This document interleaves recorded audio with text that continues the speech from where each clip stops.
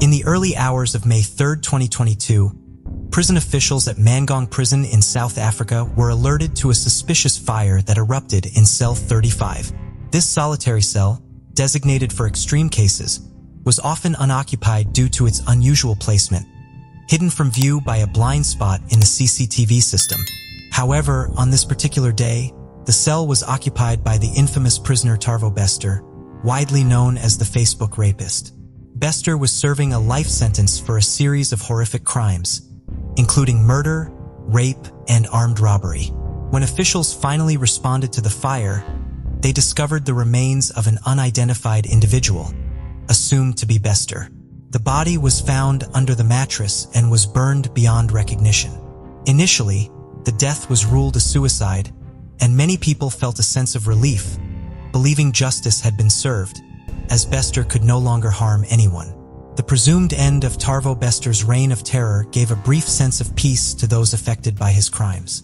However, just 10 months later, a social media user made a shocking and unsettling discovery that shattered this fragile calm. While scrolling through her feed, she stumbled upon what seemed like an ordinary photo.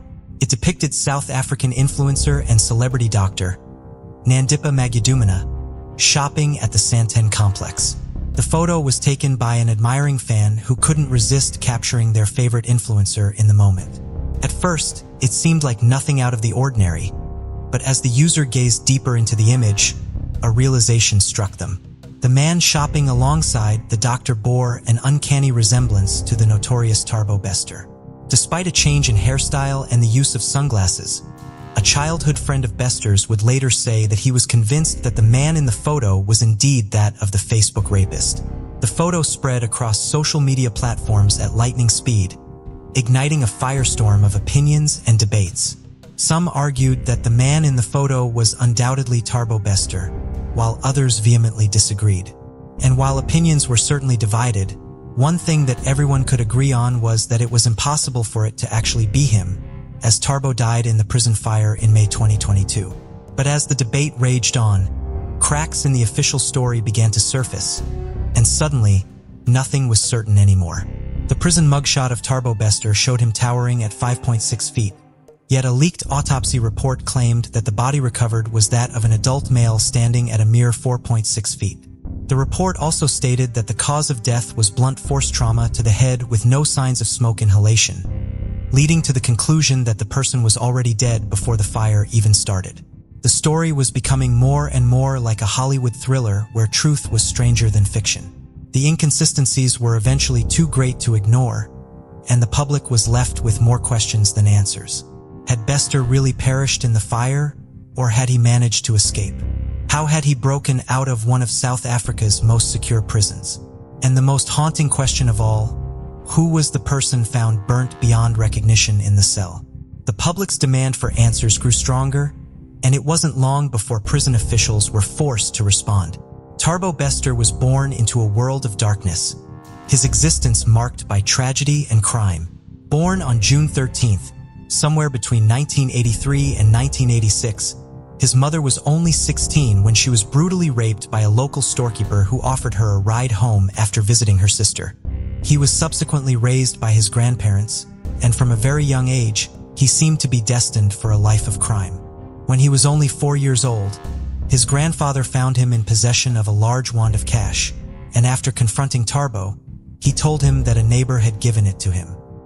His grandfather then took him to the lady's house, and when they got there, she didn't even know that the money was missing. A year later, when Tarvo was 5, the owner of a local tavern confronted the family after Tarvo admitted to stealing a bottle of coins from the family's home.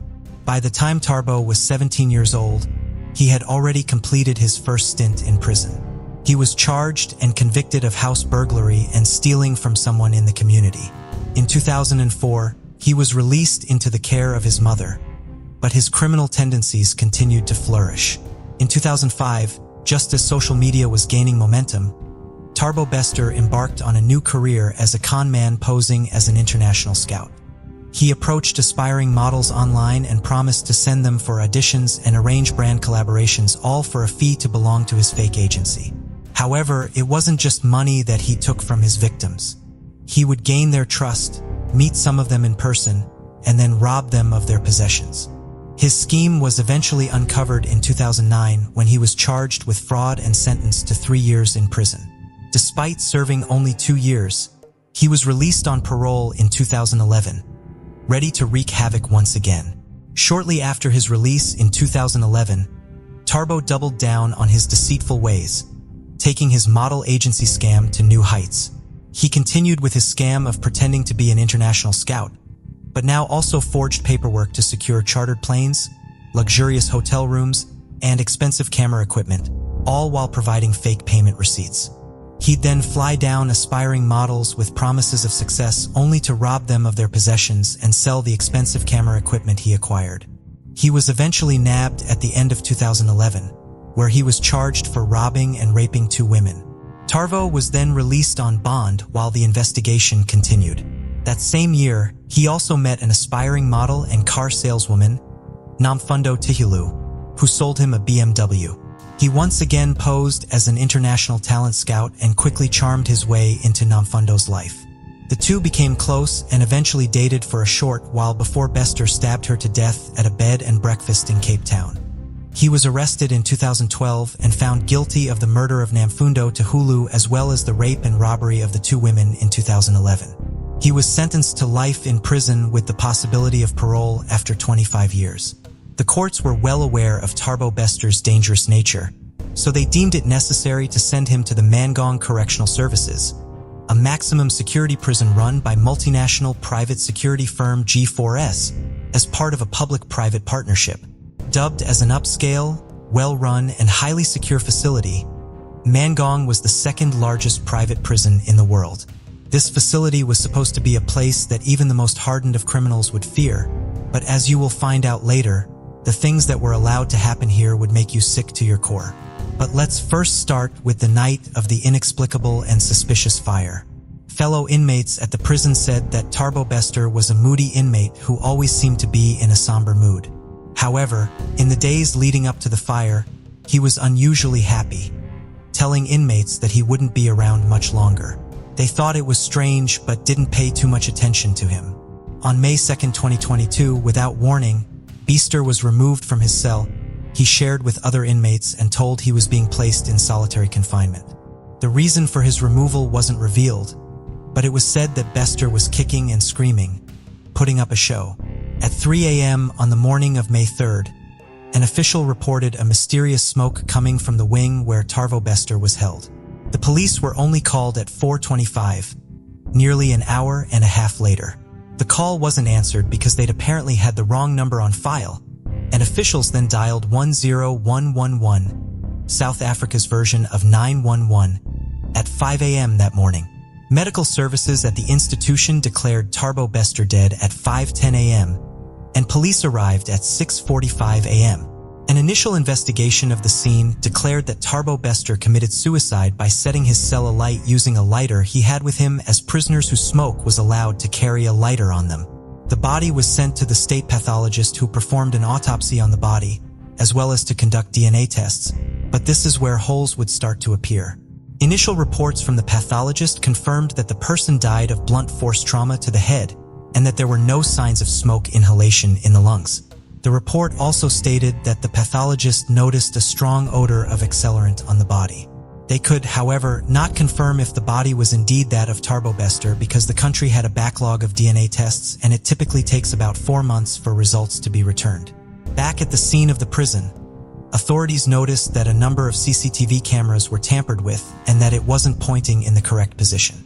Additionally, at 2:59 a.m., literally seconds before the smoke was first reported, almost at the edge of the frame on the CCTV footage, 2 people dressed in warden uniforms could be seen hastily exiting the prison. The footage could not determine who these people were. It was clear that the suspicion of foul play was warranted, and officials were determined to uncover what had happened, and they were especially interested in the DNA results. However, 3 days after the fire broke out, celebrity doctor and influencer Nandipha Magudumana approached the state mortuary. She informed them that she was the customary wife of Tarbo Bester and demanded that the body be handed over to her so that she could bury her husband. The mortuary was reluctant to hand the body over, But the doctor then approached the courts claiming that the dignity of her husband was being trampled on, as she wasn't allowed an opportunity to bury him. In court records, she claimed that she and Tarbo met at university and that they rekindled their relationship in 2019 and eventually got married in 2020, in line with customary law. This was a strange statement to make because court records reflected that Tarbo dropped out of school when he was 11 years old, and Nandippa was still officially married to her ex-husband even though she claimed to be divorced. Even though there was a lot of questions still up in the air, the body was eventually handed over to Nandippa, and she immediately took it to a crematorium where she intended to cremate it. But just before the body was due to be cremated, another spanner was thrown into the works, and Tabo's mother came forward to claim the body for herself, saying that she wanted to bury her son. She said that she had no knowledge of Tabo marrying Nandippa, and therefore she had no right to cremate her son. The courts then ruled that the body be returned to the state mortuary while the situation was being resolved. Despite the body having been returned to the morgue, Nandippa went on with her life and it was business as usual. As time passed and the news of Tarbo's death and subsequent investigation went quiet, it seemed that Nandippa and Tarbo became more comfortable, often being spotted together in public. That's also when the infamous photo was taken, putting the case firmly back into the spotlight. After the photo spread on social media, many people recognized Tarbo as the Facebook rapist, but there were also a number of other people who recognized him by some of his other aliases. One person recognized the man in the picture as Tom Matsup, the CEO of 21st Century Media Company. It turns out that while Tarbo was incarcerated, he ran a fake events and production company, which was made to look like a subsidiary of 21st Century Fox. He also claimed to be family of South Africa's richest man and mining magnate, Patrice Motsepe, in an attempt to make himself look more credible. The company even had a glitzy launch at the Hilton Hotel in Sandton in 2018, and the event was attended by various celebrities and members of Johannesburg's high society. The event took place on June 13th, the day of Tarbo's birthday, and attendees were told that the chairman of the company, Mr. Tom Motsepe, couldn't attend because he was on a business trip, but would video call in from New York. Unbeknown to the audience, the man appearing on the big screen in front of them was actually the convicted rapist and murderer Tarbo Bester calling in from prison. Tarbo, who was dressed in a snazzy suit, which was definitely not prison attire, had the entire audience sing happy birthday to him. "We hope you're not crying." Former employees at the company said that they had no idea that Tom Motsepe was actually Tarbo Bester, and they confirmed that he was pretty much hands-on with the company and would transfer funds whenever they needed. They said that Tom, who they thought was based in New York, would often meet with them via video conference discussing strategy for the business. They never believed that anything was wrong, as Tom even had a Twitter profile where he would Photoshop pictures to make it seem like he was doing ordinary things. He was even able to convince employees from other media companies to quit their jobs and join his company instead, believing they were about to work at an industry-leading company associated with 21st Century Fox. It's crazy to think that Tarbo Bester was able to run an entire company while behind bars, and it would be naive to believe that the guards had no knowledge about what was going on. After his escape from prison, it's believed that Tarbo then assumed the name TK Nkwana, and that he then ran a $1 million scam construction company with celebrity doctor Nandippa Magudumina. It's alleged that the couple convinced several people to pay $1 million for construction projects, but never delivered the goods. The company was called Aram Properties and registered in the name of Nandippa Magudumina. Many of the victims confirmed that they were introduced to TK by Dr. Magudumina and said that he took care of the day-to-day operations of the business while Magudumina attended to work at her practice. It has also since been revealed that someone from the official Aram Properties Instagram account had been reaching out to influencers and models, inviting them to audition for a Netflix show called Hot Property Chick. Luckily, it doesn't seem that any of the ladies agreed to the invite, although at least one person agreed to a Zoom meeting to ensure that it was legit. Screenshots from the Zoom meeting shows the profile picture of the initiator seemed to resemble Tarbo Bester. During the Zoom call, the lady was invited to Cape Town, where she was due to audition for the Netflix show. Her gut feeling, however, told her that something wasn't right, and she ended up canceling at the last minute. After the pictures of Tarbo leaked online, Dr. Nandippa Magudumina abandoned her practice as well as the mansion she was renting with an unknown man.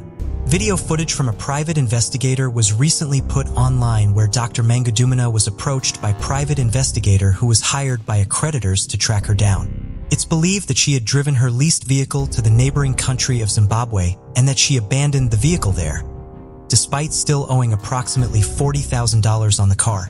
The video is believed to relate to an incident in 2022 around the same time as when Tharbo escaped from prison. As of today, April 7, 2023, Tharbo Bester is still on the run and has not been tracked down since. The whereabouts of Natapa Mangodamina is yet to be determined, and police is looking for her as a person of interest.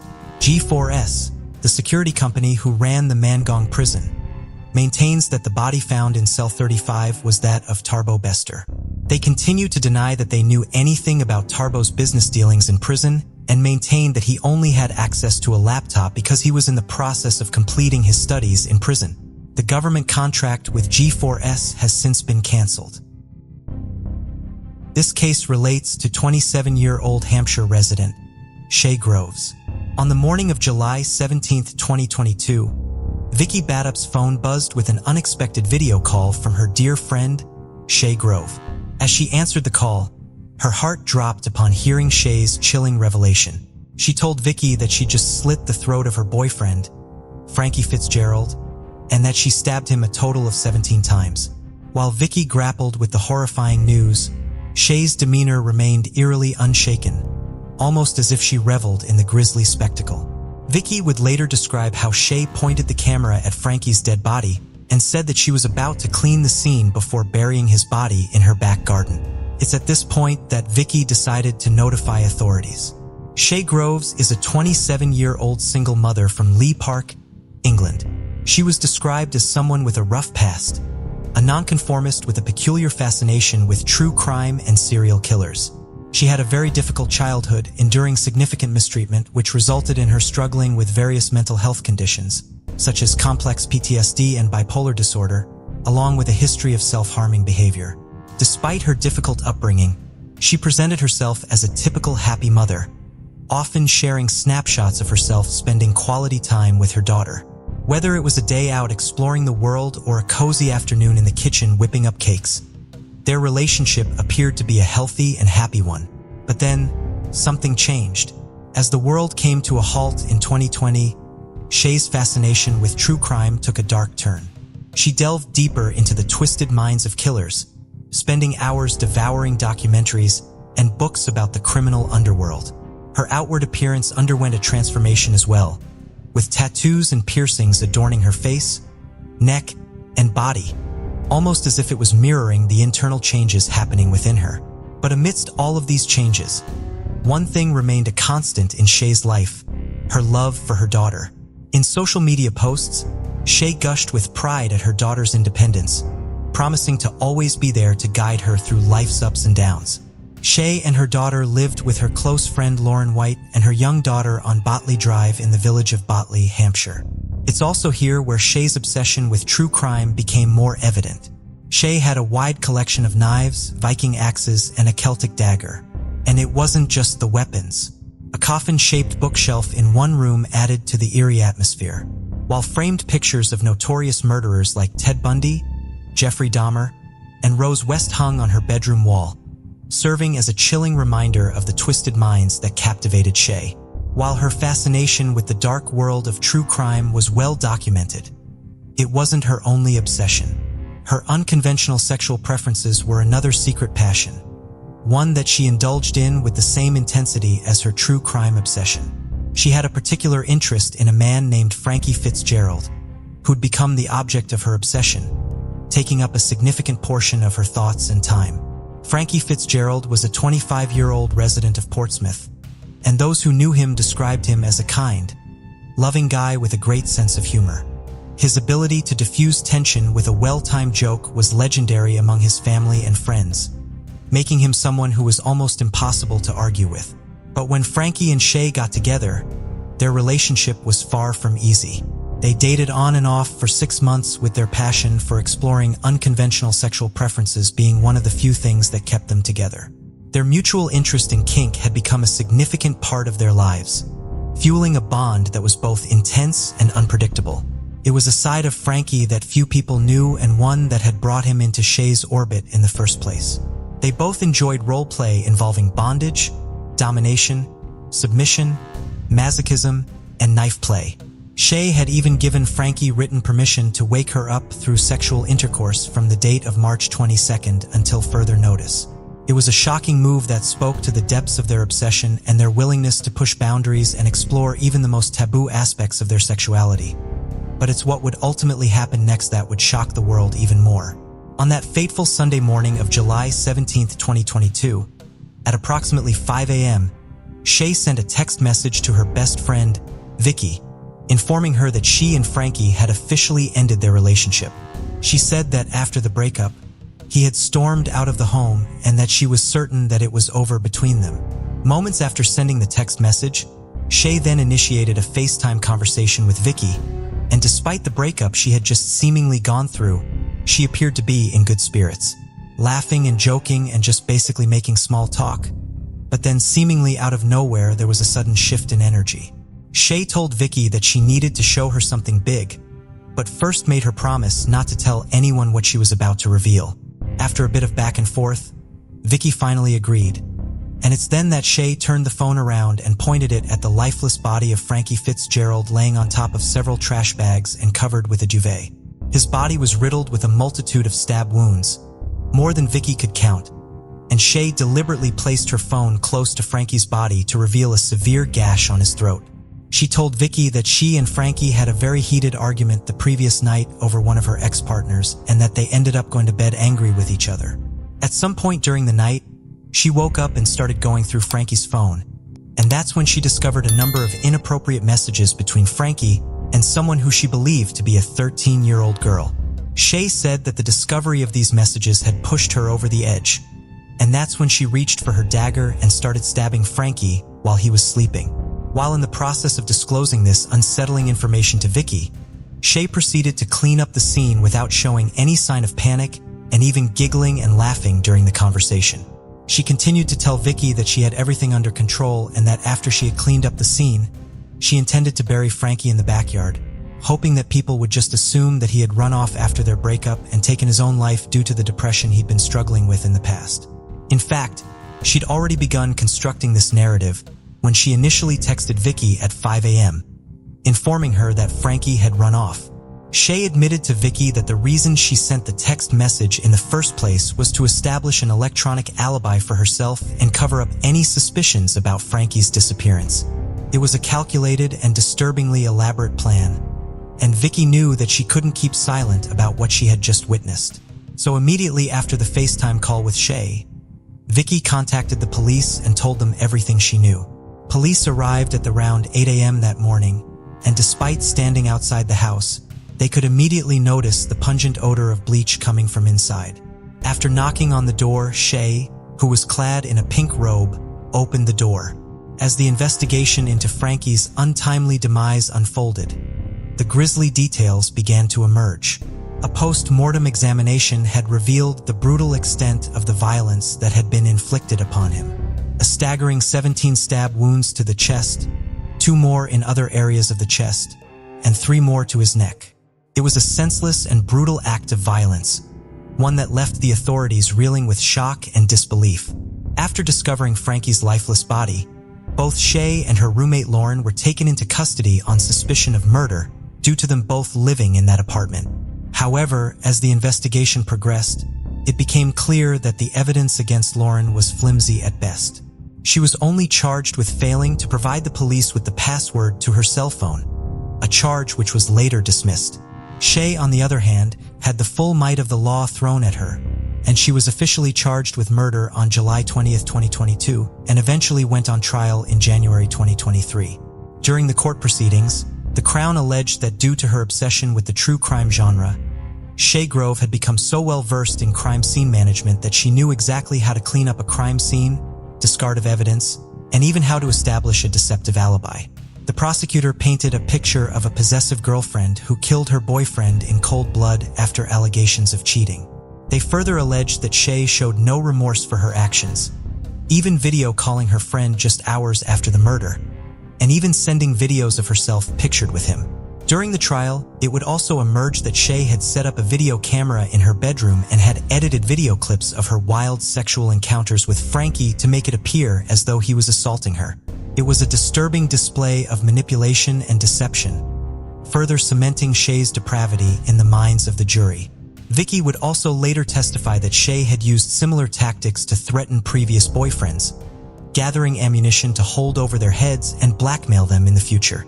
Analysis of her mobile phone showed that while Frankie's lifeless body lay upstairs in her bedroom, Shay was busy sending messages to another man inviting him to come over.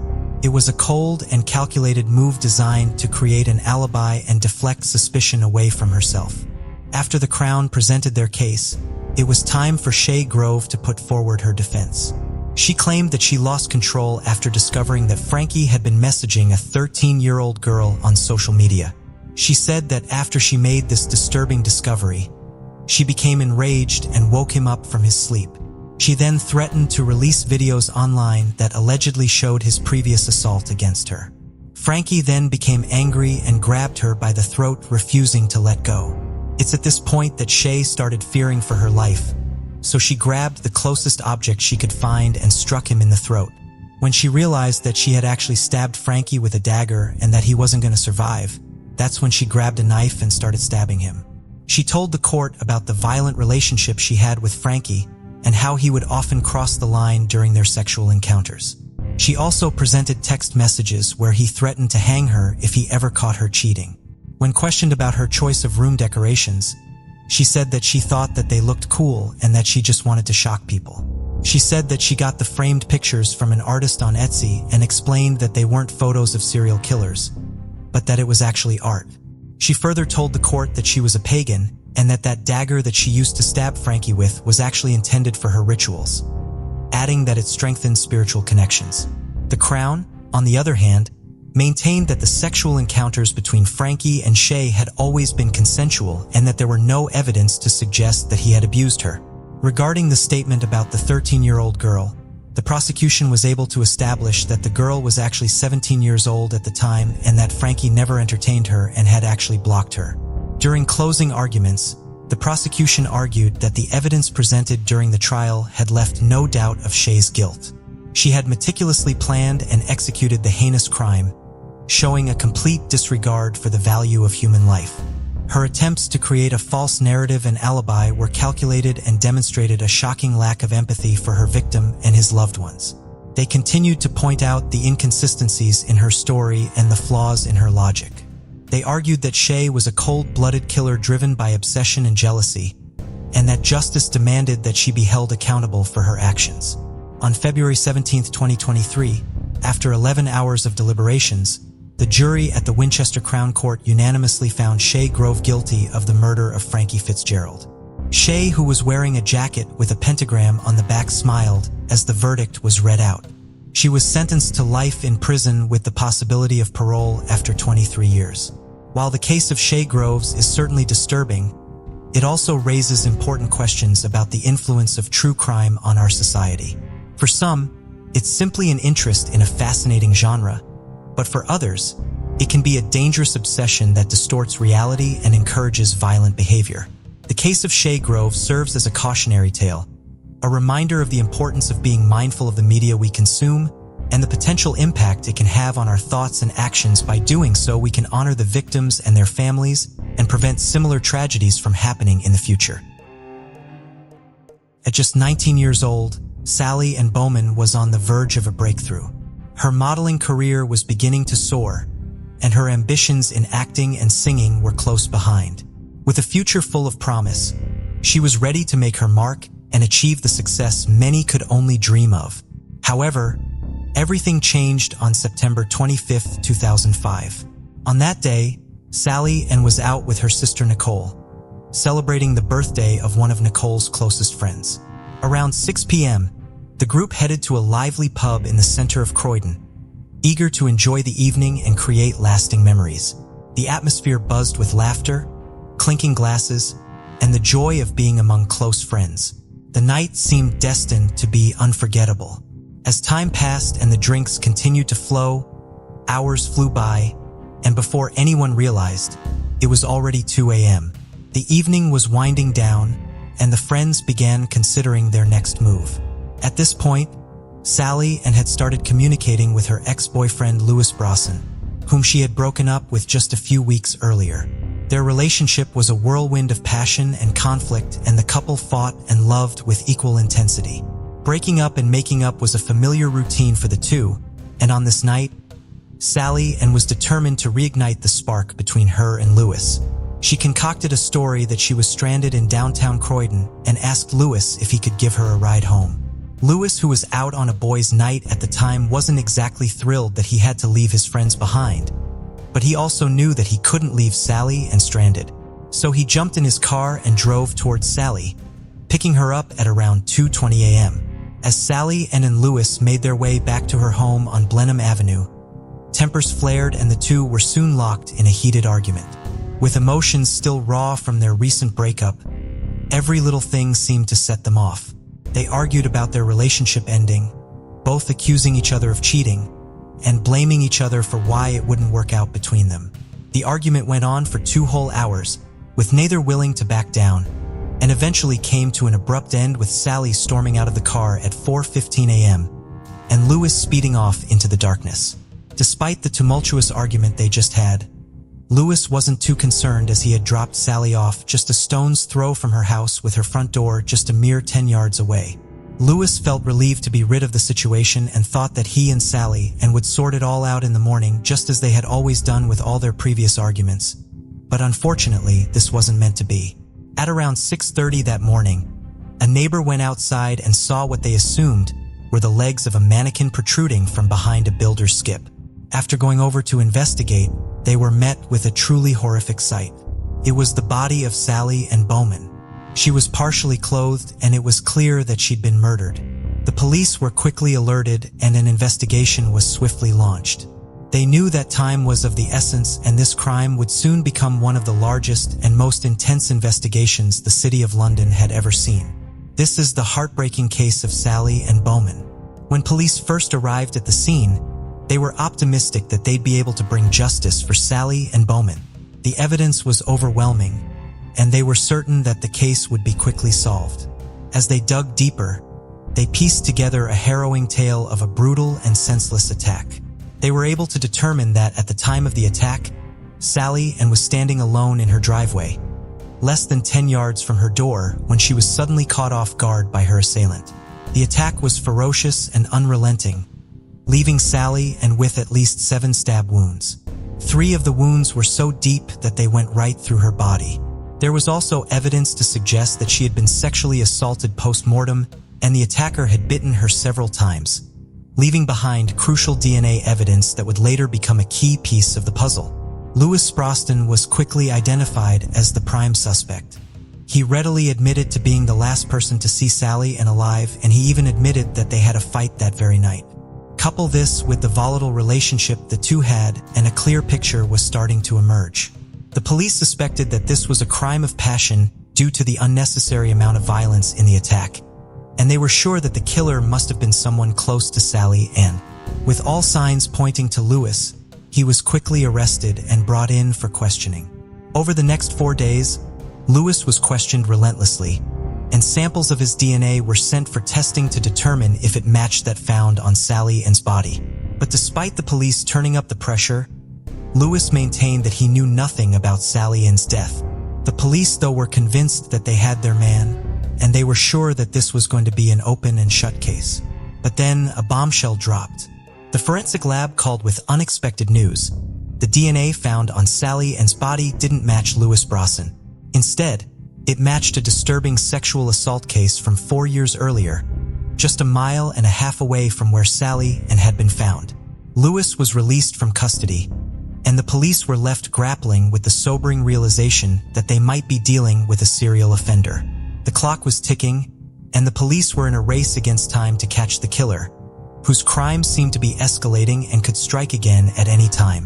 When the police reopened the unsolved case from 4 years prior, they were hoping to find some leads that would finally unmask the attacker. The case in question was a chilling one dating back to 2001. A woman had been in a telephone booth at a local store when a man approached her. He exposed himself and proceeded to commit a sex act on himself before leaving his DNA behind on the floor. The victim was left shaken and traumatized, and despite having a DNA profile of the attacker, the case soon went cold. Now, as the police were investigating Sally Ann's murder, they were faced with a terrifying question.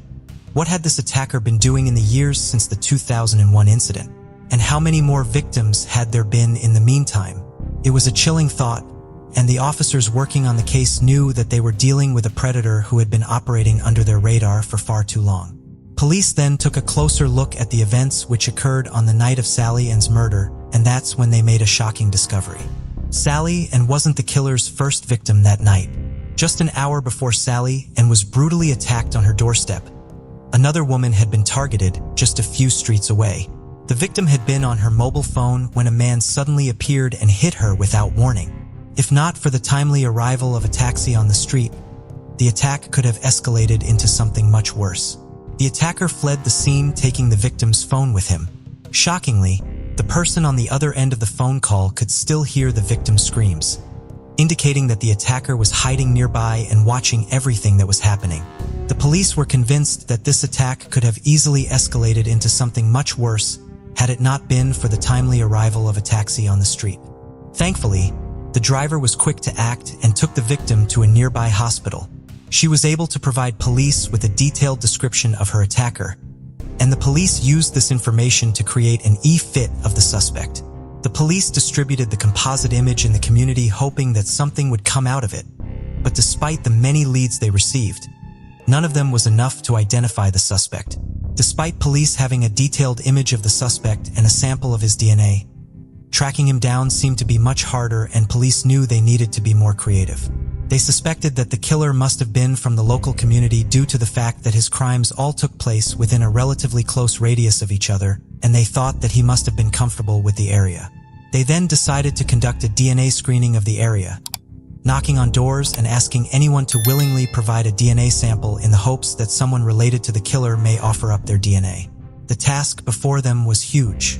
Armed with a list of 6,000 addresses, they knocked on doors asking for DNA samples from every man who lived at the property or was staying there the night of the murder. The suspect pool was massive, a staggering 4,000 men who fit the killer's description, and time was running out to bring the killer to justice. They knew that it was highly unlikely that the killer himself would come forward and offer his DNA, but they clung to a glimmer of hope that a family member such as a brother or father might step forward and provide the crucial link they needed to catch the killer. But despite the initial promise, 6 long months had passed since the DNA testing center was set up and the investigation was beginning to stall. The police were running out of options and were growing increasingly frustrated by the lack of progress. But then, seemingly out of nowhere, they got their lucky break. On June 15, 2006, 9 months after Sally Ann's murder, a man watching a football match in his local pub would firmly be cast onto the police radar. It was the night of the highly anticipated England versus Trinidad and Tobago match in the 2006 World Cup, and the pub in Crawley was packed with excited football fans.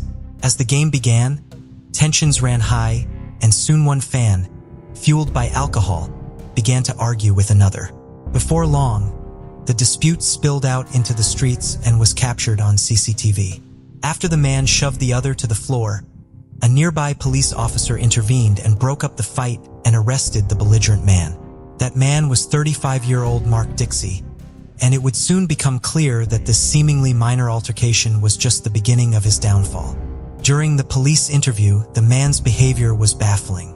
Despite being taken in for a minor scuffle, he was sobbing and unusually emotional. Police then took his fingerprints and DNA in line with protocol, and he was eventually released on bail. 12 days later, the DNA results came back, and it was clear why the man was so emotional.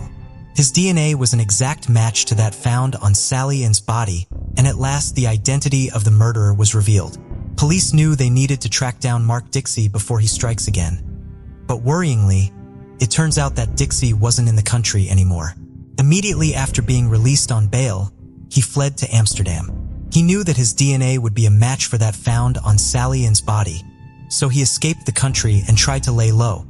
His stay in Amsterdam would, however, be short-lived, and only 3 months after arriving there, He got into a fight with his landlord and decided to return to England. As soon as Mark Dixie returned to England, he wasted no time in slipping back into his old life as a pub chef in Crowley. Police had done their due diligence and quickly found out that Mark was back in England and back at his old job, so they immediately started planning how they were going to arrest him. With his job giving him easy access to dangerous weapons, the officers knew they needed to proceed with caution. As they scouted the area looking for a way to apprehend Dixie, they spotted him coming out for a smoke break. They knew that this was their chance to pounce, so they moved quickly and took him into custody. The following day, Mark Dixie was charged with the murder of Sally and Bowman, and news of his arrest shocked the community of Croydon. He was not a name they heard before, and he wasn't on the police's radar, but a quick glance into his past painted a very damning picture. As detectives delved deeper into his past, they uncovered a litany of shocking crimes.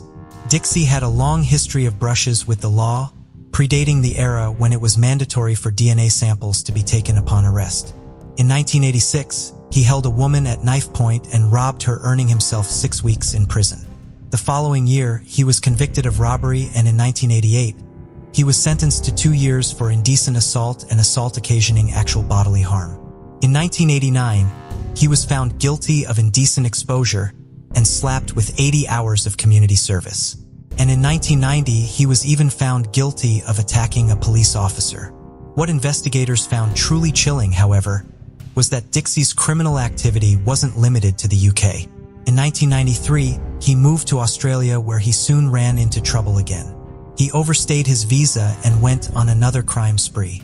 In 1998, he broke into a 19-year-old Thai student's house in Perth, wearing a stocking over his head and brandishing a knife.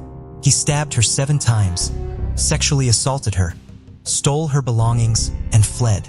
Miraculously, the victim survived the horrific attack, but Dixie wasn't done yet. On New Year's Day in 1999, he lay in wait for a young woman running along a road south of Perth. He leaped out at her and asked her to perform a sex act on him. He was fined just $750 for his actions. Finally, in April of that year, he was deported from Australia. Mark Dixie eventually went on trial in February 2008 for the murder of Sally and Bowman. Unsurprisingly, he pleaded not guilty. During the trial, the jury heard that on September 24th, the night before the murder, Dixie had been out with friends celebrating his birthday. They went to a pub on Brighton Road, only a few 100 yards from where Sally and had lived on Blenheim Crescent. That night, his partner hadn't gone out with him. While in the pub, he called her, and when he returned to the table, his friends said he was a completely different person. They later described him as distant, melancholic, and consumed with anger. When the pub closed at 2 a.m., he and 2 female friends who he was going to stay with that night left for their residence on Avondale Road, just a stone's throw from Sally Ann's house on Blenheim Crescent. While the 2 women went to bed, Dixie remained awake. Police believed that he left the property sometime between 2:30 and 3:30 a.m., armed with a knife, with the intent of finding a woman and attacking her. Investigators strongly suspect that he was the person that attacked the woman on Sandystead Road, and was frustrated when he failed to carry out his fantasy. He fled the scene and eventually made his way to Blenheim Crescent, a street he knew well from having grown up there, and actually moved out only a few years before Sally and had taken up residence there. While he was hiding on this road, it appeared that Sally and Bowman was tragically in the wrong place at the wrong time. He most likely witnessed Sally and her boyfriend arguing in the car, and he patiently waited for her to exit the vehicle so that he could attack her. After Lewis Sproston drove off, Dixie jumped out from behind the bushes and violently attacked Sally and murdered her. Police believed that after he had killed her, he went back into the bushes to hide so that he could see if any neighbors would come out to investigate. When no lights went on and nobody came out, Dixie then went back to the body and sexually assaulted her.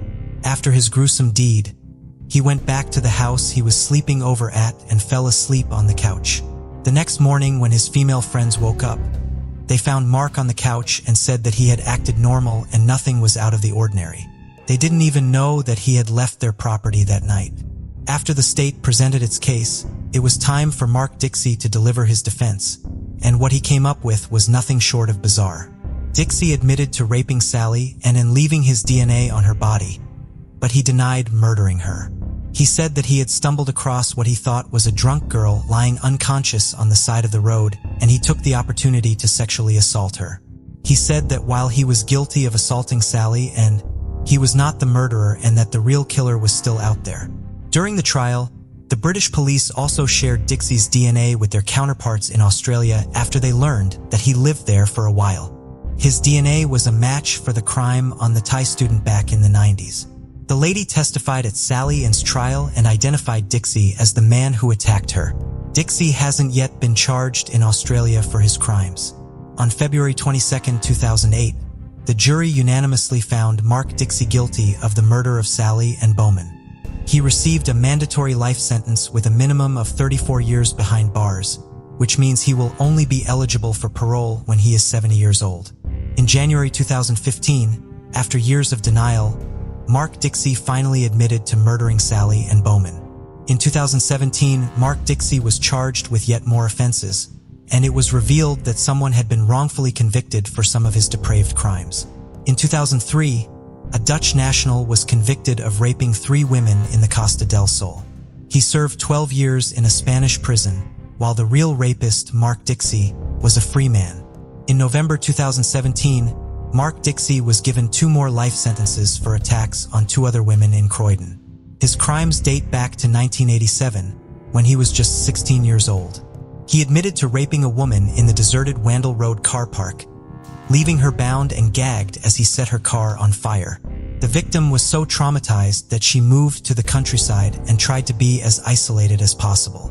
Dixie also confessed to hitting a woman over the head with a chef's iron, leaving her with multiple skull fractures, and then dragging her to an isolated spot on Selston Road in 2002, where he indecently assaulted her and ran off with her mobile phone. He later used her phone to call her boyfriend and brag about what he had done to her. Lewis Sproston, Sally Ann's ex-boyfriend at the time, was left heartbroken by her murder. He said that although they had a turbulent relationship, he had no doubt that they would have gotten back together and that they would always find their way back to each other. He also said that he believed that if there hadn't been DNA evidence found at the scene, he would have most likely been wrongfully convicted of her murder. On November 8, 2002, police received a call from a concerned woman reporting that her neighbor had been assaulted by an unknown man. Officers quickly arrived at the scene, where they discovered the lifeless body of Annalisa Raimondo. What struck them as odd was that the entire house had been meticulously cleaned. As the investigation unfolded, officers uncovered the dark details of a twisted love triangle that had led to this tragic event. Sheila Duvalier was born on May 11, 1969, in Iran, the daughter of parents whose names remain undisclosed. What is known is that both of her parents worked in the medical field. In the late 1970s, Sheila and her family fled the political turmoil in Iran, eventually emigrating to New York, USA. There, Sheila pursued her studies and earned a degree in biochemistry from a state university. During this time, she married Farid Musavi. However, while continuing her graduate studies, Sheila met another colleague, Paul Christos. The two began a secret affair, which Farid discovered a few months later, leading him to file for divorce. With Farid out of the picture, Sheila and Paul married in 2000. Around this time, Sheila completed her graduate degree and landed a lucrative position in medical research at Purdue Pharma in Stamford, Connecticut, while Paul was employed at Cornell University's local campus. Although their careers were thriving, their marriage had lost its spark. There were no major conflicts, but it became clear that their relationship had settled into a routine. Sheila grew restless with what she felt was a dull and uneventful personal life. In the summer of 2001, during a work event, she met Nelson Sessler, an attractive, successful, and charismatic man. Nelson was instantly drawn to Sheila, and the two quickly began an affair. This new relationship gave Sheila the excitement she craved, but it set the stage for a deadly love triangle that would soon lead to Annalisa Raimondo's murder. However, Sheila would not admit to him that she was a married woman. As the office romance took hold, she came up with a cunning plan to deceive her lover and her husband. She didn't want to choose one of them, and she didn't want to be blatant by letting them decide whether to join the love triangle she had created. The truth was that Sheila had become obsessed with Nelson. So she made up a supposedly mentally deranged brother and told Paul that he would visit her from time to time. In addition, this brother might have been upset to learn that she was now married. Therefore, on such occasions, Paul had to disappear from the house. The man believed Sheila, and indeed every time it was his turn to leave home, he would help her pack up her belongings, including clothes, toiletries, and family photos, and then leave to spend the night at his parents' or friend's house. In turn, each time Nelson visited, Sheila would make up other stories to keep her marriage a secret from him. This woman was truly obsessed with Nelson, but to her dismay, she was not his only love interest.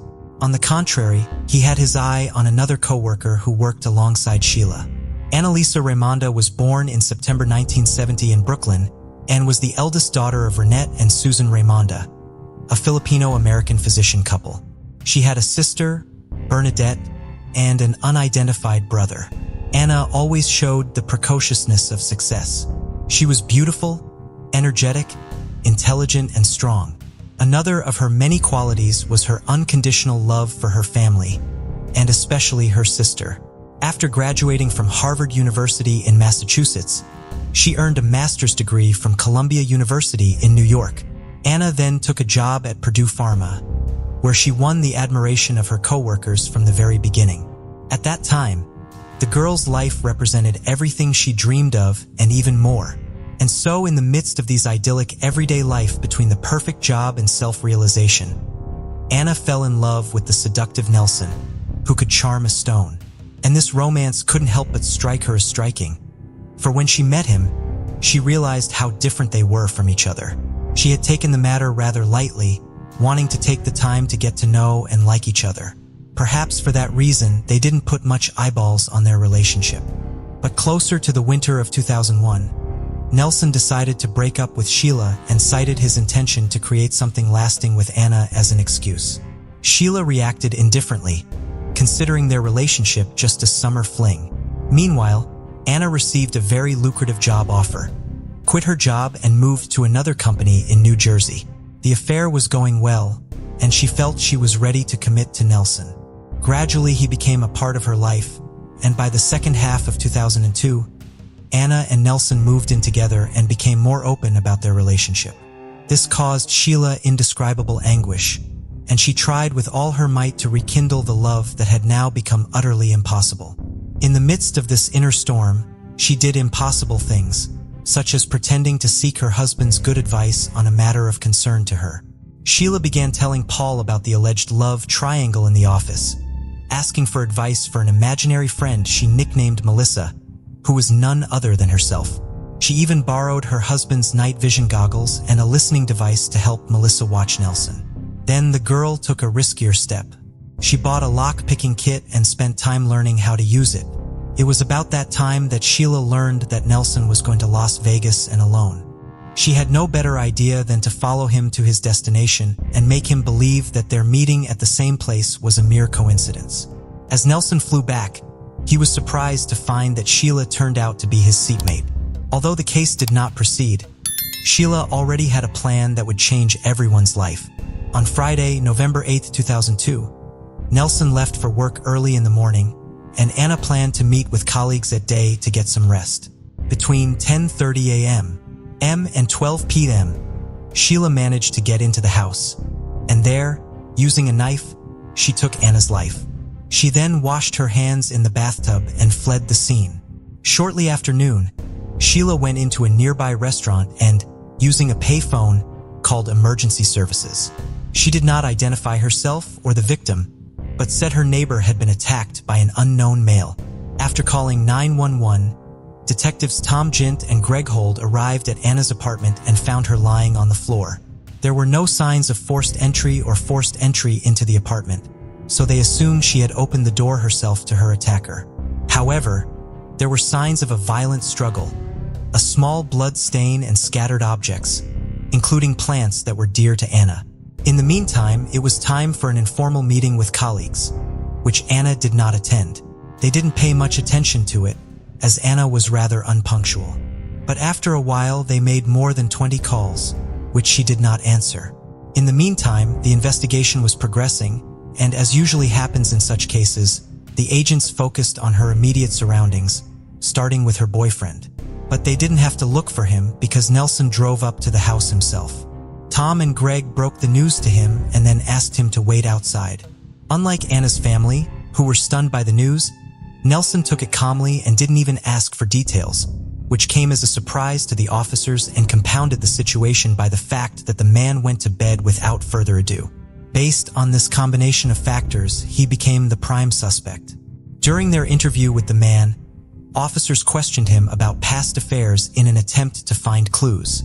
And while Nelson mentioned his 2 ex-girlfriends, both of whom had mental health issues, he said nothing about Sheila, mostly because he thought she was a mentally stable woman.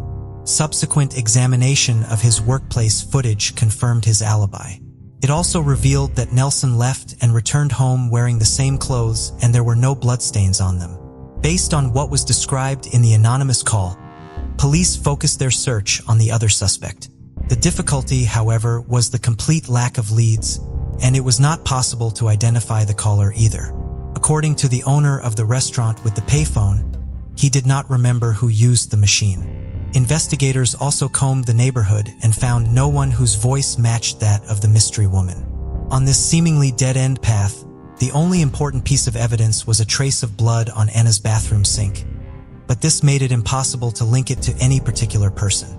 As for the autopsy, it showed that Anna had suffered a stab wound that punctured her lung, as well as several blows to the head. The police began to speculate that the caller might have been involved in the murder, but weeks passed and the trail was lost. Meanwhile, Sheila took the opportunity to comfort the grief-stricken Nelson, and the affair soon resumed. She was thrilled with the reconciliation and arranged romantic dates, including trips to a ski resort. However, Nelson showed her by his behavior that the relationship was nothing more than a fleeting casual fling. Around the same time, Sheila was disappointed that she could not get the same feelings from the man she was obsessed with and fell into a kind of depression. She slept more than usual and found it difficult to do simple tasks, such as paying bills. Paul, through no fault of his own, didn't notice these signs. Suddenly, the woman stopped being sad.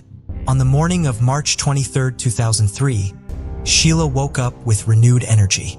She got her nails done, chatted on the phone with a few friends, and arranged for her and Nelson to meet at home for dinner that evening.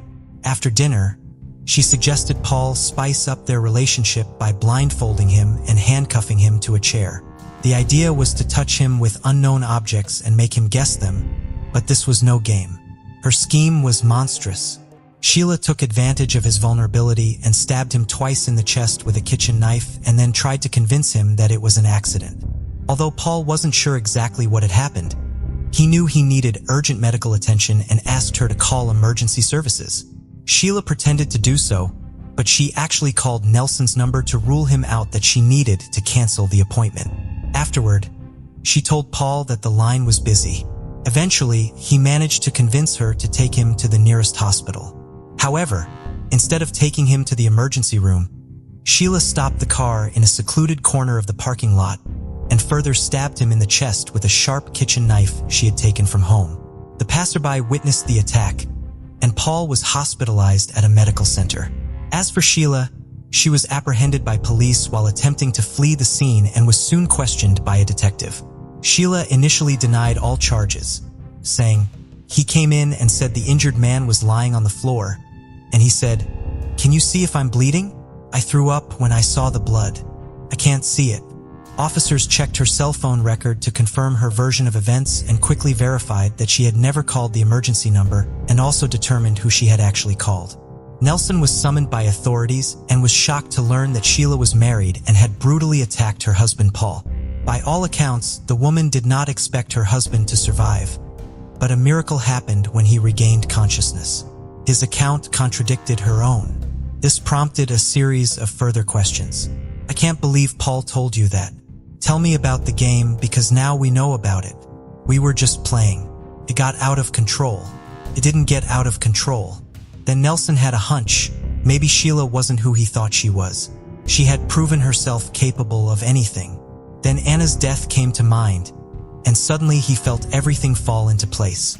Nelson called investigators, asked them to check her out as a suspect in his fiancée's murder, and promised to help with the case. Sheila, meanwhile, was arrested and charged with the attempted murder of her husband Paul. While behind bars, she sent 4 letters to Nelson. In one of them, she wrote that if she had known that she and Anna were living together, she would have behaved differently. The letters generally ended in somewhat incoherent poems, and several times Sheila wrote that she loved him and always would. Only then did Nelson realize the depth of her feelings for him, the intensity of which clearly bordered on obsession. After a while, Sheila was released on bail, and Nelson stayed around as he needed to get her to talk. In the spring of 2003, he began recording all conversations with Sheila for the Stanford Police Department. One such conversation took place in September 2003 at a fast food restaurant. Nelson was wearing a microphone and was instructed to maintain a conversation with Sheila and schedule a follow-up appointment. During the conversation, Sheila expressed her bewilderment at the police's inability to solve the mystery of his fiancée's death. In response, Nelson asked her a direct question about Anna and when she had last seen her. Sheila replied that they had met in a pharmaceutical company elevator and never saw each other again. Meanwhile, it was time for Paul's trial, and as you might expect, Sheila went to all sorts of lengths to absolve herself of guilt. She claimed that she had been the victim of a bizarre set of circumstances that had led to the attack. According to her, she felt intense pain and tension, grabbed the knife and began to act in a way that was completely foreign to her up to that point, as she had never been violent on other occasions. Sheila claimed she didn't even remember doing it. In short, she based her strategy on the argument that she suffered from post-traumatic stress disorder, a theory later supported by her attorneys, who argued that the attack on her husband was an accident caused by emotional imbalance.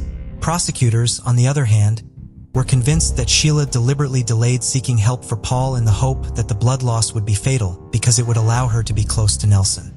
Catherine Ramsland, a professor of forensic psychology, said nothing in her behavior indicated that she was concerned about whether Paul would survive.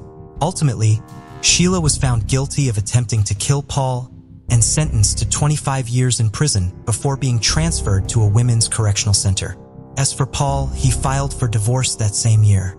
Since the only suspect in Anna's murder was behind bars, investigators had plenty of time to gather all the materials and bring the case to trial. 3 years later, DNA from blood in the sink directly linked Sheila to Anna's case, allowing authorities to charge her with the murder of the girl she thought was her rival.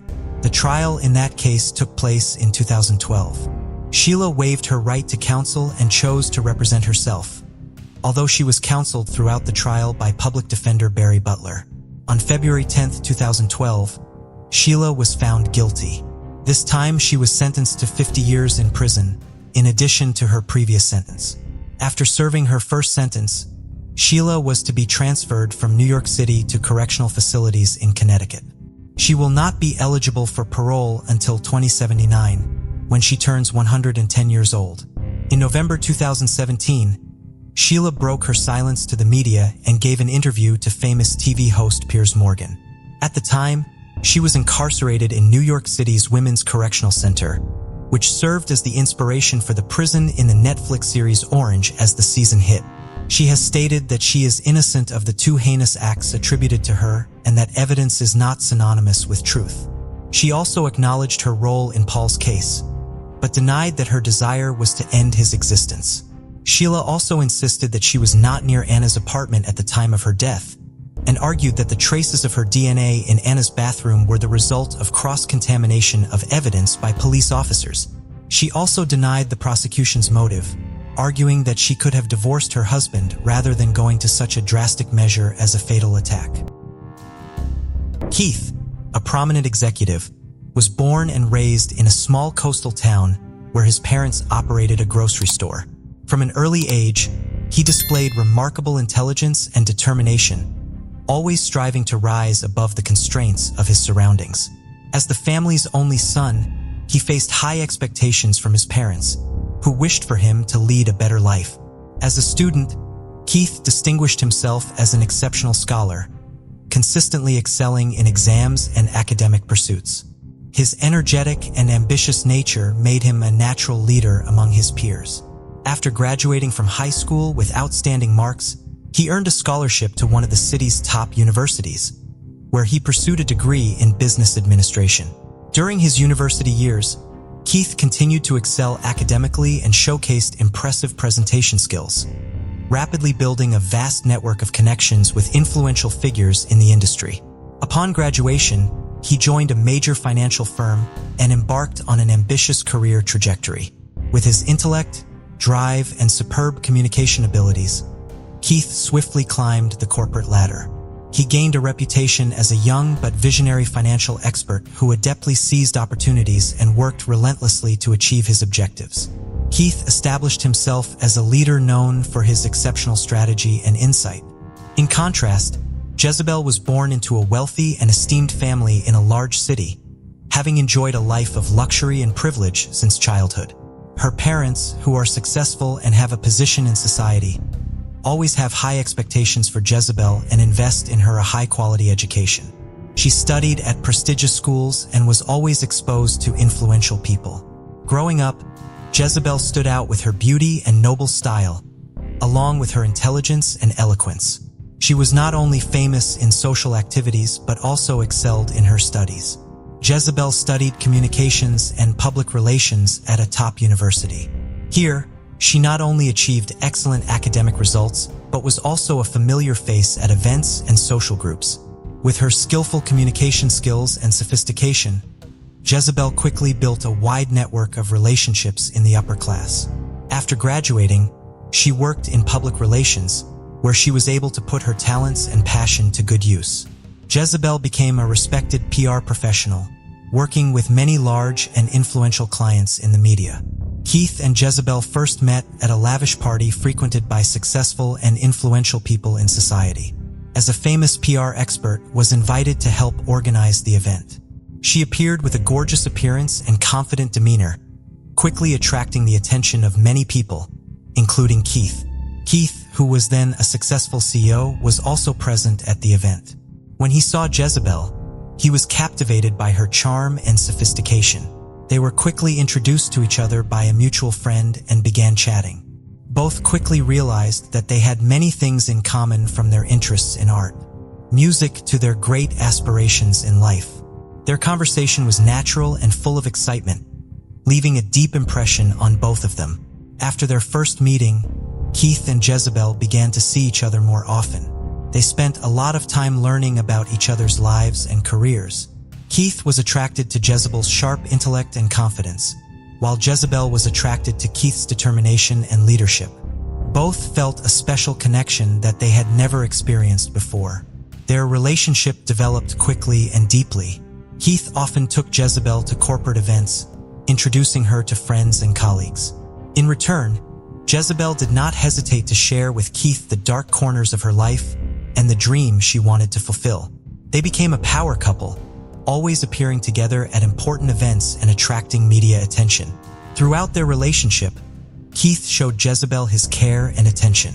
He often showered her with lavish gifts and took her on trips around the world. They enjoyed romantic moments together, from candlelit dinners to vacations at luxury resorts. Keith's romance and sophistication made Jezebel feel loved and appreciated. She believed she had found the perfect man and was ready to start a new chapter in her life.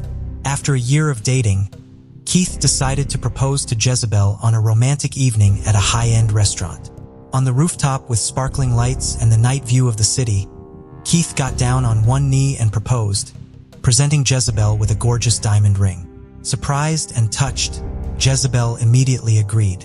This moment was preserved not only in photos but also in their memories as an important milestone in their lives.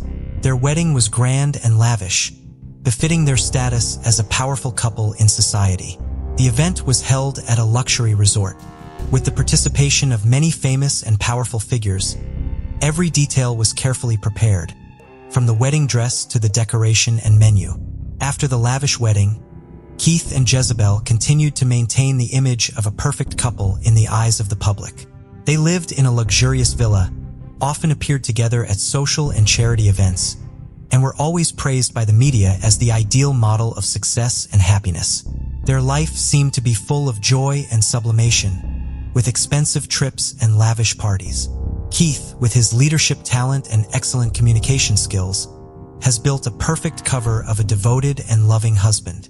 He always knows how to show his care and concern for Jezebel in front of everyone, making her feel loved and important. Keith often gives his wife luxurious gifts, surprises her with romantic trips, and always gives her sweet words. They become an admired couple, a symbol of happiness in the upper class. Jezebel, from a talented PR specialist, continues to advance in her career with the support of her rich and powerful husband. She enjoys a luxurious life and feels pampered, believing that she has found a perfect partner. Jezebel always appears radiant and confident, reflecting a fulfilled life with her successful husband. Together, they organize and participate in charity activities, contribute to the community, and always maintain a good image in front of the public. However, behind that perfect facade, Keith continued to maintain shady relationships outside without revealing any signs. He skillfully concealed his deceitful behavior, leaving no one, including Jezebel, to suspect. With his skillful acting, Keith successfully maintained the facade of a good husband and an exemplary businessman, creating a flawless image in the eyes of his family and society. These dark secrets gradually accumulated, waiting for the day to explode and expose the whole truth. Within the company, Keith was an influential executive and was respected for his leadership and ability to make important strategic decisions. However, behind his professionalism and elegance, he used his power to seduce and have affairs with many new female employees. Keith had a sophisticated strategy for approaching female employees. He often paid attention to young, beautiful employees who were easily attracted to authority and success. With his charming appearance and skillful speaking ability, Keith easily impressed and created a sense of security for women who were new to this competitive working environment. He began by showing special interest in them, often complimenting them in meetings or daily. Keith appeared to be a leader who cared about their career development, often inviting new female employees to company parties, events, or private lunches. During these meetings, he not only talked about work, but also shared personal stories, creating a sense of closeness and trust. Once a close relationship was built, Keith began to show his dark side. He used the promise of promotions or job benefits as a tool to control and manipulate female employees. Keith often promised to help them get promoted or secure career opportunities if they would cooperate. The women who were caught up in this cycle often did not realize that they were just part of Keith's power game and that he had made similar promises to many women before. For women who did not respond to his advances, Keith skillfully kept his distance and avoided conflict, maintaining the image of a good leader in the eyes of the company. However, for those who accepted his advances, Keith did not hesitate to go further, turning them into secret lovers.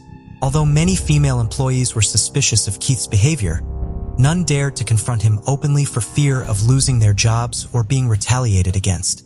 Keith continued to abuse his power and conceal these relationships, creating a toxic work environment while maintaining the image of a professional and successful company on the surface. One of the female employees' secret love affairs was Elf Lita, his personal secretary. Elf Lita started working at the company as an administrative assistant. Her diligence and attractive appearance did not escape Keith's notice. After publicly complimenting her in meetings, Keith began to invite Elf Lita to lunch under the pretext of discussing work. At first, the lunches took place at fancy restaurants near the company, where Keith took the opportunity to talk openly and get closer to Elflida. He shared personal stories and career lessons, making Elflida feel cared for and trusted by him. The relationship gradually became more intimate when Keith began to invite Elflida to high-class hotels, often under the pretext of needing a quiet space to discuss important projects. In the privacy of the hotel room, Keith showed special attention, care, and pampering Elflida. His sweet words and intimate actions made Elflida caught up in the whirlwind of emotions.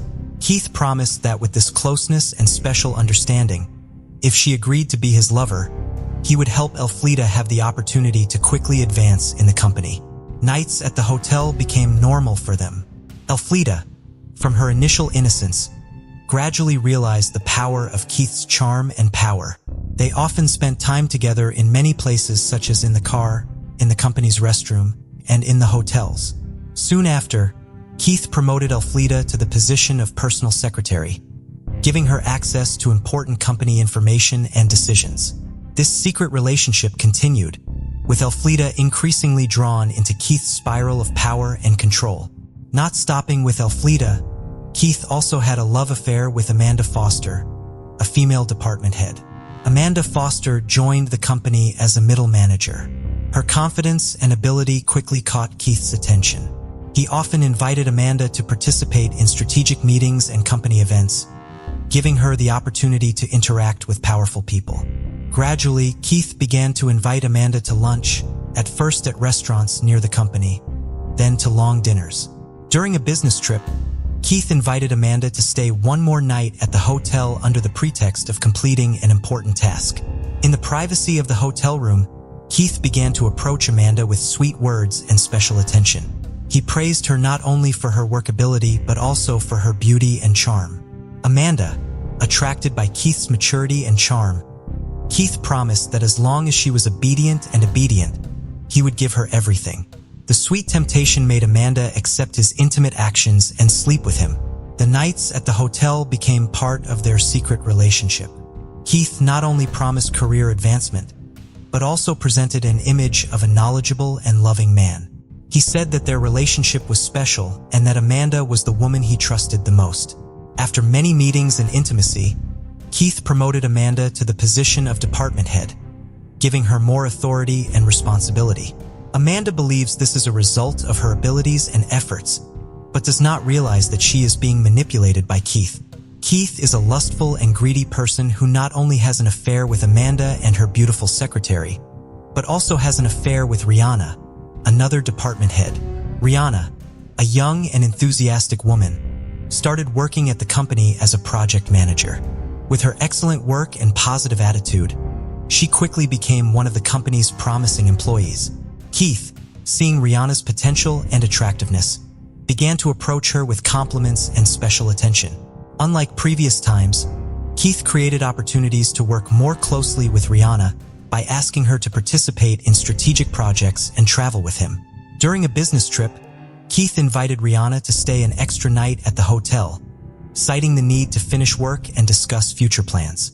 In the hotel room, Keith started with stories about his career and life, creating a sense of intimacy and closeness. Rihanna, feeling trusted and especially cared for by Keith, gradually opened up. Keith went further with intimate actions, and Rihanna, attracted by his charm and power, could not resist. The nights at the hotel became a time for them to share private moments, where Keith not only expressed his feelings, but also promised Rihanna's future career. After a while, Keith promoted Rihanna to the position of department head, giving her more responsibilities and authority. Rihanna felt that her relationship with Keith helped her achieve success in her career, but was unaware that she was part of his strategy to control and abuse power. Keith continued to maintain a secret relationship with Rihanna while protecting his image as a role model and devoted husband. Sometime after Keith established and maintained secret relationships with Elfrida, Amanda, and Rihanna, things began to change when his wife, Jezebel, began to notice unusual signs in her husband's behavior and habits. At first, small changes such as Keith's frequent late arrivals, unexpected business trips, and secret phone calls made Jezebel feel worried, began to pay more attention to the details around her.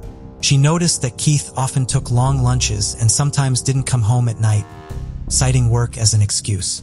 This made her suspicious because Keith had always tried to maintain a steady schedule and often shared with her about his work. Late-night calls and texts also became suspicious as Keith often left the room to answer them. Jezebel's suspicions reached a peak when she accidentally found a hotel bill in Keith's pocket, paid for on a day he said he had to stay at the office. This bill, along with other signs, made Jezebel unable to help but think that Keith was cheating on her.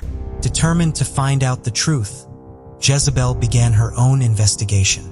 She secretly monitored Keith's schedule, checking his phone and emails whenever she got the chance. Gradually, she discovered traces of extramarital affairs, coded text messages and calls from unknown numbers, sometimes from Elfrida, Amanda, or Rihanna, all led Jezebel to the conclusion that Keith was cheating on her. Jezebel's feelings of deception and pain grew as she realized the full truth about Keith's extramarital affairs. The betrayal of the husband she once loved and trusted had completely destroyed her faith in family life. Jezebel fell into a state of despair and anger, her mixed emotions leading her to think of revenge. In her rage and betrayal, Jezebel began to plan to kill Keith secretly and without a trace. Jezebel decided to use poison to end Keith's life. She began researching undetectable, colorless, odorless, and tasteless poisons to ensure that no one would easily notice the unusual nature of his death. After careful research, she settled on arsenic, a drug that can cause symptoms similar to a stroke or heart attack, which she believed would make Keith's death appear to be a natural health event. Jezebel began to execute her plan in a sophisticated and discreet manner. She purchased the poison from unofficial sources, taking care to avoid detection. To avoid suspicion, she chose to poison Keith's food and drink during meals at home, where she could control everything. With each meal, Jezebel added a small amount of poison to Keith's food or wine, knowing that the small dose would not cause immediate death, but would gradually weaken his health. Jezebel continued to pretend to care and look after Keith, always making sure that he did not suspect her plan.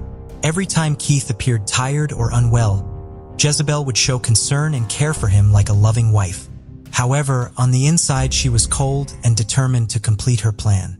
She knew that if everything went smoothly, Keith would not survive and everyone would believe that he died of health reasons. Finally, after a long period of being slowly poisoned, Keith began to show more serious symptoms. One morning, he suddenly collapsed in his bedroom and fell into a critical condition. Jezebel, still keeping her cover, quickly called an ambulance and pretended to be in a panic. Keith was rushed to the hospital but did not survive, and his death was ruled to be a sudden stroke. However, Keith's death attracted the attention of the police due to his social status and the unusual circumstances surrounding the incident. A thorough investigation was conducted. The police began by gathering information from those close to Keith, including his wife, Jezebel, and his colleagues and employees at the company. They conducted interviews to learn about Keith's health conditions before his death, as well as any underlying tensions or conflicts in his personal and professional life. Jezebel, in her role as wife, appeared to be very distressed and provided information about health problems Keith may have had. However, her statements did not explain some of the unusual symptoms Keith had experienced before his death. A detailed autopsy was performed by forensic experts to determine the exact cause of death. During the analysis, they discovered signs of heavy metal poisoning. Samples of Keith's blood, hair, and fingernails were sent to a lab to test for potential toxins. The tests revealed high levels of arsenic in his body, a dangerous poison that can cause symptoms similar to those Keith experienced.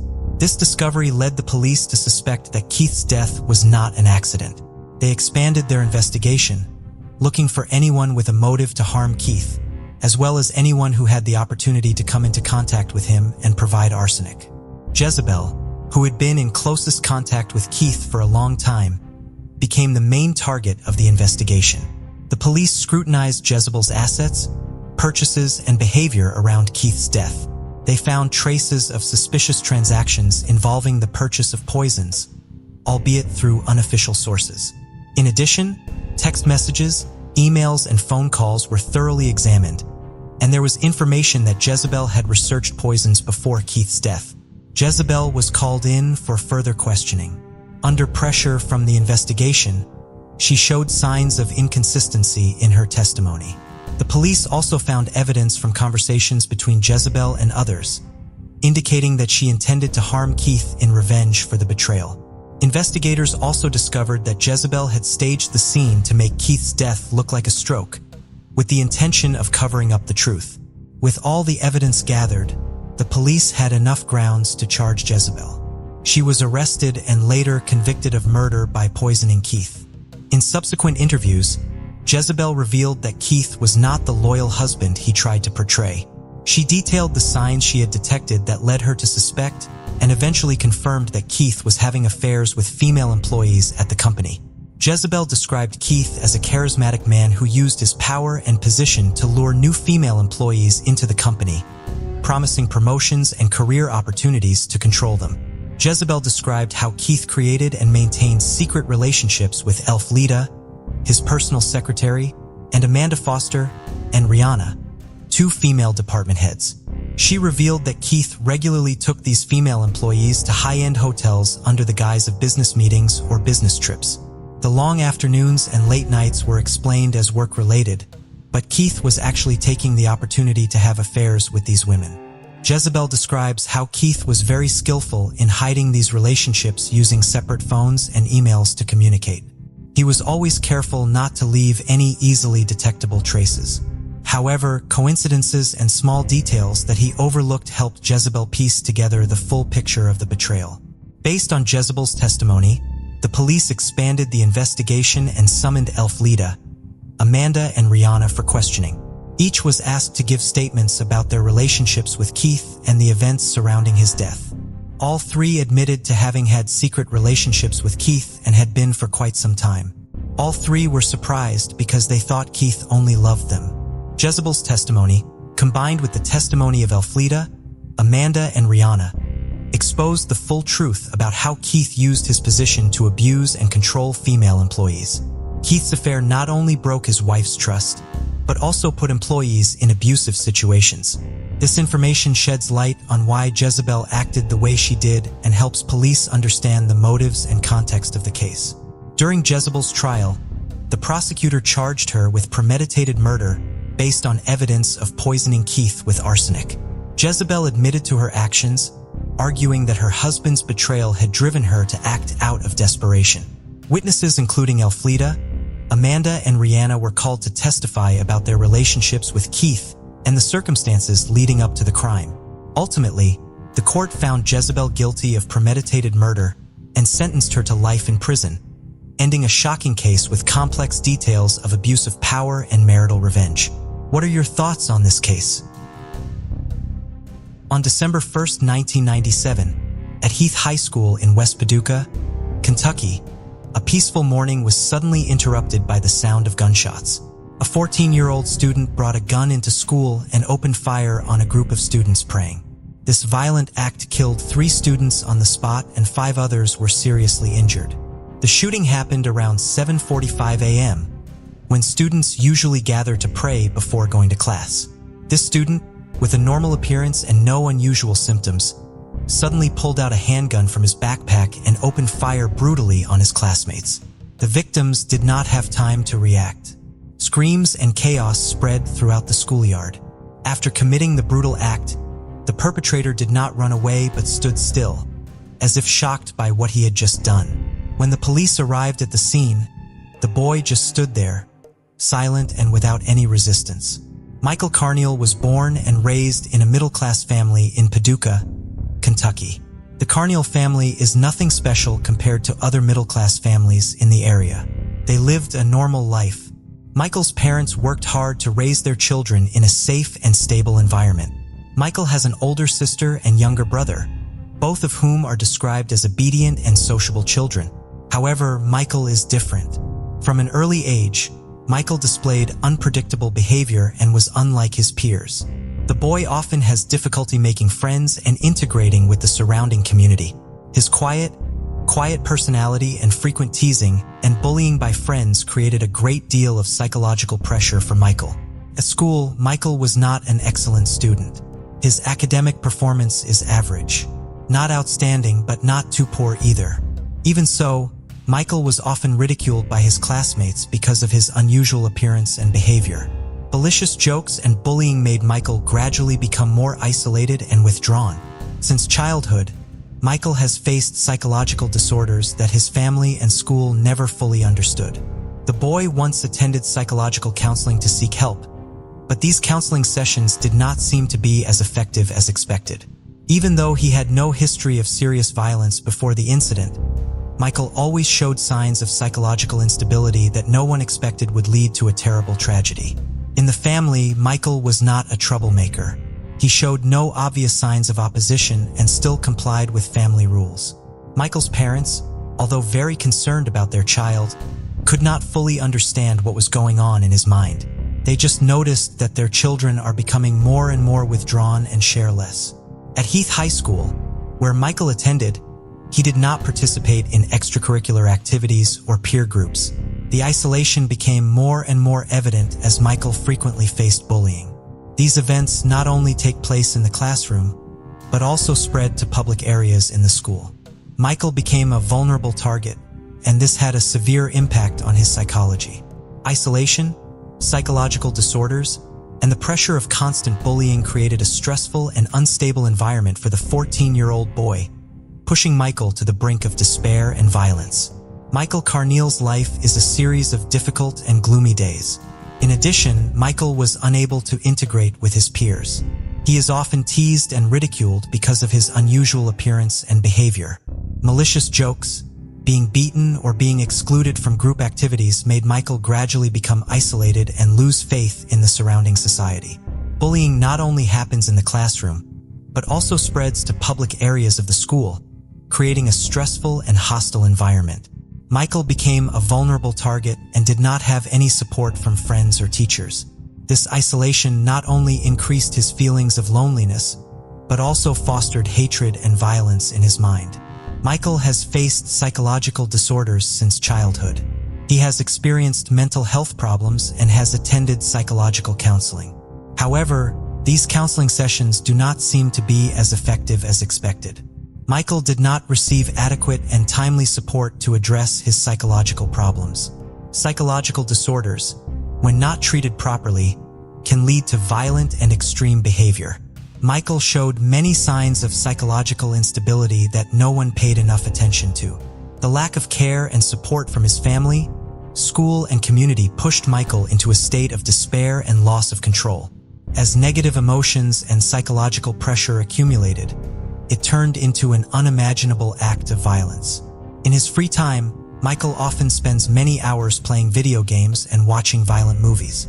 These games and movies may have had a strong impact on Michael's psychology, increasing his violent behavior and feelings of hatred. Research has shown that frequent exposure to violent content can reduce feelings of fear and increase violent behavior in children and adolescents. Michael, in a state of psychological instability and isolation, found solace and escapism in the virtual world of games and movies. However, instead of helping him relieve stress, these violent content contributed to increasing hatred and violent intentions in his mind. When psychological and social factors combine with negative media influence, it creates an extremely dangerous situation. On one occasion, Michael was able to retrieve a gun from his home without any problems. This shows a lack of management and safety in storing weapons at home. If the weapons were stored securely and were less accessible, the crime may not have occurred. Easy access to weapons turned the violent intentions in Michael's mind into reality. Not only does he have the ability to cause harm, but he also has the means to commit acts of violence. Irresponsibility in firearms management contributed to this tragedy, raising many questions about safety and firearms management in the home. On the morning of December 1st, 1997, Michael Carneal woke up like any other day. At age 14, he was a modest freshman at Heath High School in West Paducah, Kentucky. However, on this particular morning, he made a decision that would change his life and the lives of many others forever. He hid a Ruger .22 semi-automatic pistol in his pocket and went to school. This was not a spontaneous act of violence. It was a premeditated plan by him. Michael entered the classroom with a weapon hidden in his pocket. The atmosphere in the school was as vibrant as any other morning, with students chatting and laughing as they prepared for the day's classes. But Michael's mind was headed in a different direction. He knew exactly where a group of students would gather for morning prayer in the hallway, a habit that had become a comforting tradition for them. Before leaving home, Michael spent time thinking about what he was going to do. He is not a reckless child. His actions are planned out in detail. Michael thought about every step he took, from the moment he entered the school to the moment he approached the group of students praying. In his mind, the images of that fateful morning were clearly pictured. Even though he may have felt nervous or scared, his mind's resolve would not ease the transition. On the way to school, Michael may have met and asked some acquaintances. Those greetings could have happened normally. No one could have noticed anything unusual about Michael. Some of his classmates may have greeted him with smiles, not knowing that in just a few minutes, a tragedy would occur. Michael may have responded with short answers, trying to hide his dark thoughts and plans. As he walked through the school's hallways, Michael probably felt his heart beat faster, the tension increasing by the minute. With each step closer to the group of praying students, the feeling of nervousness and determination became more evident. Maybe he was clutching the gun in his pocket, preparing for the moment he had been planning for so long. The familiar sounds of school laughter, talking, footsteps were now just a faint background sound in Michael's mind. When Michael stood in front of the group of students praying, everything seemed to slow down. He saw them, his classmates, familiar faces immersed in prayer. He had prepared for this moment, but was he really ready? A moment of hesitation may have crossed his mind, but it was quickly overwhelmed by his determination to carry out his plan. When he approached the group of students without saying a word, he pulled the Ruger .222 out of his pocket and started shooting. The first shots rang out, startling the students. Some people could not understand what was happening, while others immediately realized the danger and tried to escape. The deafening sound of gunfire shattered the quiet atmosphere, causing widespread chaos and fear. Screams and cries began to echo throughout the hallway, adding to the level of chaos and terror. 3 students died at the scene: Nicole Hadley, Jessica James, and Kay Steger. They had no chance to defend themselves or escape. Their sudden and painful passing left a deep wound in the hearts of friends, family, and the community. 5 other people were seriously injured in the barrage of bullets, suffering both physical and mental pain. These injuries not only cause immediate pain, but also leave long-term sequelae, affecting their lives for many years to come. The hallway, once filled with the innocent prayers of young students, is now a scene of carnage and despair. Blood stained the floor, and the air was thick with the screams of the wounded and frightened. Tables, chairs, and lockers were overturned in the panic, creating a scene of chaos and trauma. The smell of gunpowder mixed with the smell of fresh blood made the air even more stuffy and haunting. Teachers, upon realizing the situation, acted quickly to protect their students. Several teachers ran to the scene, trying to help the injured students and get them to safety. Other teachers guided students into the classroom, locked the door, and covered the windows for safety. The courage and determination of teachers in this critical situation helped minimize damage and save the lives of many students. When the gunshot stopped, Michael stood there, almost in a trance. The gun was still smoking in his hand, and he made no attempt to run away or resist. The images and sounds of the incident still echoed, but he did not show any emotions. Emptiness and loss were evident on his face, a strong contrast to the chaos and pain around him. Students and teachers who witnessed the incident cannot forget those horrifying images and sounds. Some people recounted seeing Michael fire bullet after bullet, without hesitation, without showing any emotion. Survivors carry the scar of that event for the rest of their lives, unable to erase the memories of grief and horror. The gunshots, screams, and bloody images will forever be etched in their minds, affecting their lives and psychology for years to come. Immediately after the horrific shooting at Heath High School, police were on the scene within minutes. Michael Carneal, the person who caused the massacre, was immediately arrested without any resistance. When police entered the school, they were faced with a haunting scene. Panicked students and teachers, blood splattered on the floor and screams of pain echoing through the hallways. Police officers and medical staff urgently provided first aid to the injured and evacuated victims from the dangerous area. Meanwhile, a special investigation team was deployed to begin collecting evidence. The Ruger .22 gun that Michael used in the shooting was found at the scene, still smoking and covered in blood. Investigators also discovered many remaining cartridges, showing that Michael had carefully prepared for this attack. Another group of police were dispatched to Michael Carneal's house to conduct a search. Here, they discovered a series of violent magazines and notes detailing plans to carry out the shooting. These magazines are filled with images and articles about violence, assassinations, and deadly weapons. Michael's notes revealed that he had meticulously planned the shooting in advance, with details about the time, location, and how it would be carried out. This evidence proves that the attack was not a spontaneous act, but the result of careful preparation and ruthless intentions.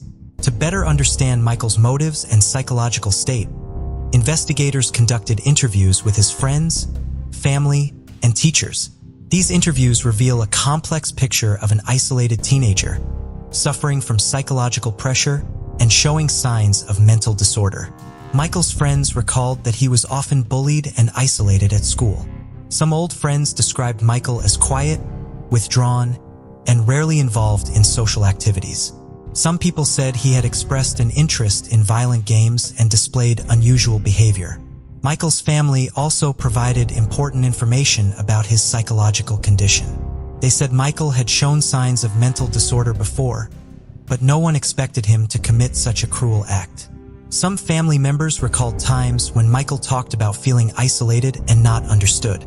These statements help investigators better understand the psychological factors that may have motivated Michael to commit the shooting. The investigation lasted for weeks, involving dozens of investigators and psychologists. Evidence collected shows that Michael had planned this shooting for a long time and intended to cause as many casualties as possible. His motive, according to investigators, may have been related to the psychological pressures and isolation he endured over a long period of time. The trial of Michael Carneal in 1998, the McCracken County Courthouse, Kentucky, became the focus of attention not only for the local community, but also for the entire United States. Those who participated and watched the trial were haunted by the brutality of the incident and the dark truth revealed. The atmosphere in the courtroom was so heavy that it was suffocating. Those in attendance, from the victims' families to reporters, felt the tension and pressure of the trial. Michael Carneal sat in the defendant's chair, his face expressionless and cold. His eyes did not touch anyone. He seemed to be lost in his own world, a dark and painful world. Throughout the trial, psychologists testified that Michael suffered from mental health problems, including anxiety disorders and depression. They described him as a teenager haunted by feelings of isolation and bullying, which led to uncontrollable acts of violence. Detailed reports of Michael's psychological condition paint a dark picture of his inner life, one filled with suffering and despair. After several days of tense and painful trial, the court convicted Michael Carneal of first-degree murder and intentional injury. Because he was a juvenile, Michael did not face the death penalty, but he was sentenced to life in prison with the possibility of parole after 25 years. This sentence received mixed reactions, with some saying it was too lenient for the crime Michael committed, while others saw it as fair given the circumstances of a troubled teenager, mental disorder. But the hauntings and wounds it left behind still remain. The families of the victims and those injured continue to face the pain of loss and lasting psychological effects. Michael Carneal is locked up in prison, but his image as a lost and cruel teenager will forever be a symbol of a horrific tragedy at Heath High School in West Paducah, Kentucky, USA.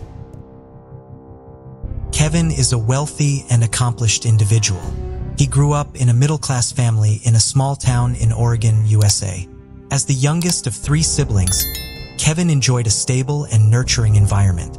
His hardworking and caring parents instilled in him the values of diligence, honesty, and love for family. Kevin was a bright and lively child, consistently at the top of his class, with a particular passion for the natural sciences. From a young age, he dreamed of becoming a successful businessman who could positively impact his community. With his family's support, he worked diligently and gained admission to one of California's prestigious universities. During his college years, Kevin not only focused on his studies, but also engaged actively in extracurricular activities, joining the business club, and began to develop his first business plans. It was here that he met and made friends with people who shared the same goals and aspirations. One of his close friends, John, became a valuable companion in his future business projects. After graduating, Kevin decided to stay in California to develop his career. He started working at a large technology company and quickly rose to a management position thanks to his talent and dedication. Not long after, he, John, and a group of friends founded a technology startup. With their relentless efforts, Their company quickly grew and became one of the leading companies in the industry. During this time, Kevin met the woman who would become his first wife, Sophia. Sophia was a beautiful, intelligent, and passionate woman. She worked in the media industry and had the same dream of building a happy family as Kevin. They quickly fell in love and got married after 2 years of dating. Their life was filled with joy and happiness. Not long after getting married, Sarah became pregnant and gave birth to their first son, Jack. Jack's birth brought great joy to the family. Kevin and Sophia devoted all their love and care to their little son. Kevin, despite being busy with work, always tried to spend time with his family. He often took Sophia and Jack on trips, exploring new places and creating beautiful memories. Kevin's family life seemed perfect. He had a successful career, a happy family, and a lovely son. However, life was not always easy and smooth. Sarah began to have health problems. She was often in the hospital and her health gradually declined. After a long battle with illness, Sarah passed away when Jack was 17. This loss was a huge shock to Kevin and Jack. Kevin, despite his strength and resilience, could not hide the pain of loss. He devoted more time to work, trying to fill the void left by Sophia. After the tragic death of his first wife, Sarah, Kevin's life became empty and lonely. Despite his career success and financial stability, Kevin felt emotionally deprived. He focused on his work and tried to fill the void by getting involved in charity and social activities. Kevin first met Lily at a charity gala held to raise funds for orphans. The gala was held at a luxury hotel in downtown Denver, where many businessmen, artists, and celebrities gathered. Lily, as a representative of a large charity, was invited to attend to share her story and experience in charity work. Lily, about 28 years old, is a beautiful and confident woman. She used to be a famous model, but later left the fashion industry to pursue her passion in the charity field. With her charming appearance and attractive demeanor, Lily quickly attracted the attention of many people, including Kevin. At first sight, Kevin was impressed by Lily's confidence and intelligence.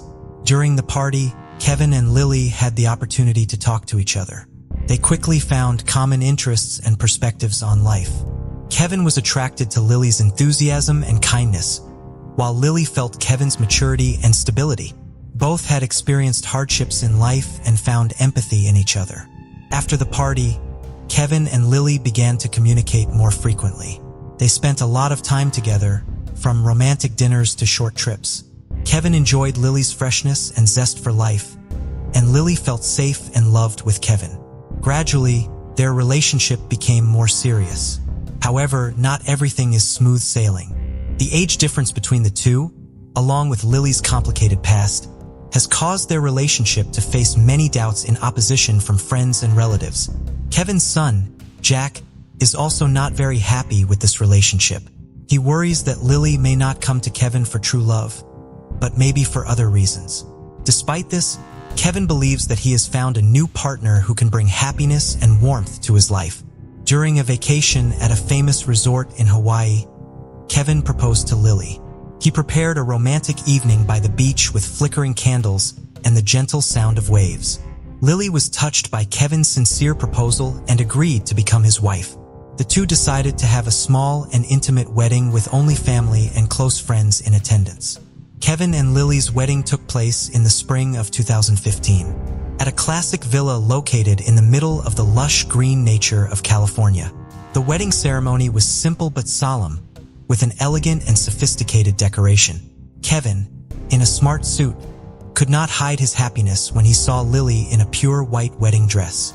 The two exchanged vows under the witness of friends and relatives, pledging to overcome all difficulties together and build a happy life. After the wedding, Kevin and Lily moved into Kevin's big house. However, life was not always easy. Kevin's stepson and Jack kept his distance from Lily and did not accept her as part of the family. Lily, despite trying to build a good relationship with Jack, could not completely erase her doubts and conflicts. However, Kevin still believed in his love for Lily, hoping that time would help heal everything. He continued to work hard and participated in charity activities with Lily. Lily also continued to pursue her passion in this field, although she often faced criticism and jealousy from others. After Lily officially became Kevin's wife and entered the family, she quickly realized that adapting to a new life was not easy. Although Kevin always tried to create a harmonious and cozy environment, Lily faced many challenges, especially in building a relationship with Jack, Kevin's stepson. Jack, then about 21 years old, was in the final stages of his college life. He was a smart, good-looking, and well-liked boy. However, the death of his mother and the appearance of Lily created a distance between him and his family. Jack could not accept the sudden change and felt that Lily was an outsider, someone who did not belong to his family. At first, Lily and Jack's relationship was cold and distant. Jack barely communicated with Lily and kept his distance. However, Lily did not give up. She tried to get closer to Jack by showing interest in his interests and activities. Lily began to engage in conversations about topics that Jack loved, such as music, art, and the business projects he was pursuing. Gradually, Jack began to open up to Lily. The two began to have long conversations about life, about the hardships they had gone through, and about the future. Lily shared with Jack about her past, about the ups and downs of her modeling career, and the turning point that made her leave the spotlight to pursue charity work. Lily's stories not only attracted Jack, but also made him feel sympathetic and closer to her. A major turning point in their relationship was a family trip to a mountain resort. Kevin was busy with work and often had to handle business matters over the phone, leaving Lily and Jack plenty of time to spend together. During this time, they began to find common ground and deep empathy in each other. Jack, who had felt deprived of attention after the death of his mother, found comfort and companionship in Lily. Lily, on the other hand, felt Jack's youthfulness and enthusiasm, which she had lacked in her marriage to Kevin. One evening, after Kevin had to attend an urgent video conference, Lily and Jack decided to take a walk around the resort together. Under the stars and the cool mountain air, the two began to talk about their dreams and aspirations. Lily shared that she felt trapped in a life that did not really belong to her, and that she missed the freedom of her days as a model. Jack, listening and sharing his feelings of loneliness and the pressure of inheriting his father's career, began to feel a strong connection with Lily. They then went to the bathroom to have intimate sex to release all the pent-up feelings. Evenings like these gradually became more frequent. Lily and Jack began to spend more time together, from cooking together, watching movies, to participating in outdoor activities. This closeness gradually turned into a more intimate relationship. Both began to develop strong and uncontrollable feelings. The love story between son and stepmother went further and further. When Kevin was not at home, they lived like a married couple and had sex without hesitation and intensely. They knew that what was happening was wrong and dangerous, but the feeling of closeness and attraction to each other made them unable to stop. The emotional relationship between Lily and Jack became increasingly complicated. Jack, although knowing that this relationship could destroy his family, could not deny his strong feelings for Lily. Lily, meanwhile, was attracted to Jack's youth and dynamism, something she could not find in Kevin. The two decided to keep their relationship a secret, fearing that if discovered, it would have dire consequences. During this time, Lily and Jack maintained their secret relationship, always careful and discreet so that no one would find out. However, they did not expect that this secret could not be hidden forever. Their unusual actions and gestures were gradually noticed by Kevin. He began to suspect and felt that something was wrong between Lily and Jack. As Kevin's suspicions grew, he decided to find out the truth. Kevin was a smart and cautious man. He understood that a hasty decision could have unwanted consequences. Instead of confronting them directly, Kevin chose to secretly monitor them to gather enough evidence before taking action. Kevin began by discreetly checking Lily and Jack's call and text logs whenever he got the chance. Although they were both careful, Kevin noticed gaps in their schedules that matched suspiciously. He also noticed that they frequently showed up in unexpected places for no apparent reason. These details, though small, convinced Kevin that something was amiss. Determined to get to the bottom of things, Kevin installed a hidden camera system in the house. He chose strategic locations such as the living room, kitchen, and hallway places where Lily and Jack often met. Kevin hoped that by doing so, he would be able to collect evidence of any unusual behavior between the two. During this time, Kevin maintained a normal demeanor, not showing any signs of suspicion, ensuring that Lily and Jack did not feel they were being watched. In the days that followed, Kevin carefully reviewed the hidden camera footage. He began to notice the excessive intimacy between Lily and Jack, the touches and looks they gave each other when they thought no one was looking. It culminated in one evening when he saw Lily and Jack sitting close together on the sofa, talking with loving eyes. In that moment, the truth seemed clear to Kevin. He could not deny that Lily and Jack were having a secret relationship. After confirming his suspicions, Kevin does not confront Lily and Jack immediately. Instead, he plans revenge. He pretends to want to mend the relationship and invites Lily on a hiking trip to the Rocky Mountains, a familiar and beautiful place. During the trip, Kevin chose a less traveled path, leading Lily to a high cliff with a majestic view. Taking advantage of the opportunity when no one was around, Kevin coldly pushed Lily off the cliff, ending her life. He quickly staged the scene as a tragic accident, trying to stay calm and appear sad when calling for help. However, the police quickly discovered suspicious points. Security cameras from the nearby area recorded images of the two before the incident, and Kevin's behavior afterwards did not match the story he told. Through the investigation, the police discovered the secret relationship between Lily and Jack and realized Kevin's motive in Lily's death. When the story came to light, Kevin was arrested and charged with murder. During the trial, Kevin was charged with murder motivated by revenge after discovering an affair between his wife Lily and his stepson Jack. The trial attracted public attention due to the seriousness and complexity of the case. The prosecutor presented evidence, including security camera footage, showing Kevin and Lily together near the scene and Kevin's suspicious behavior. Ultimately, the jury found Kevin guilty of premeditated and deliberate murder. The court sentenced Kevin to 27 years in prison. This story is a powerful reminder that love, loyalty, and trust are the most important values in any relationship. When these values are broken, the consequences can be more than just a broken relationship, but also lead to irreparable tragedies.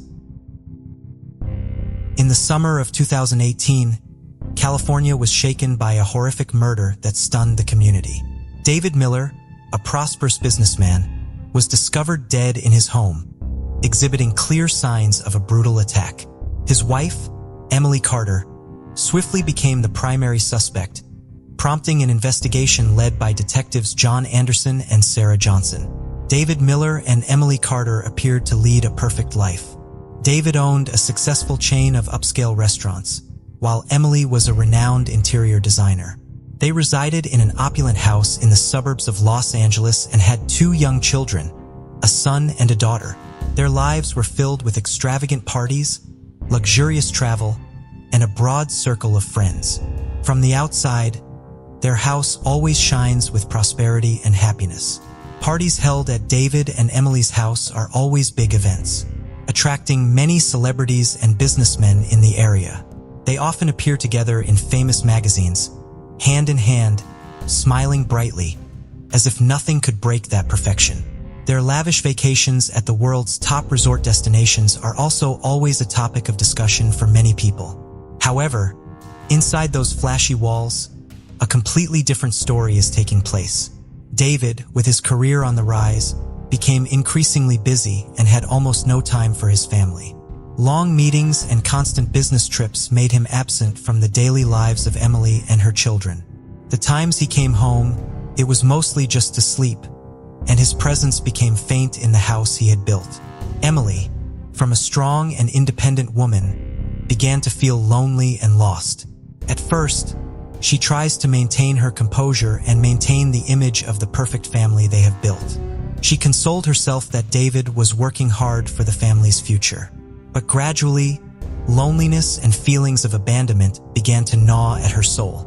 During long evenings, Emily sat alone in the large house, looking at the happy family photos that were now only in the past. In her loneliness and despair, Emily began to seek comfort elsewhere. That's when Bryn appeared in her life. Bryn is a talented and enthusiastic young artist, with an attractive appearance and a free-spirited lifestyle. They first met at an art exhibition that Emily attended alone. At first sight, Emily is fascinated by Bryn's freedom and energy, and Bryn is quickly fascinated by Emily's beauty and sophistication. Their relationship was initially just light conversations about art and life.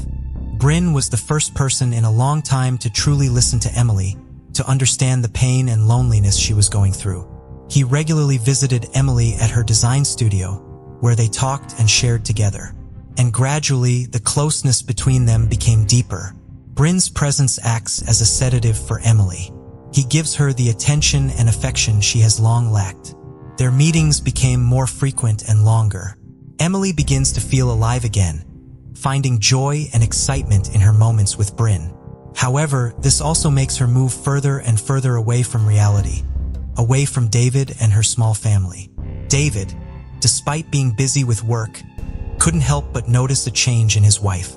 Emily became distant, often absent from home for no reason, and mysterious late-night phone calls made him suspicious.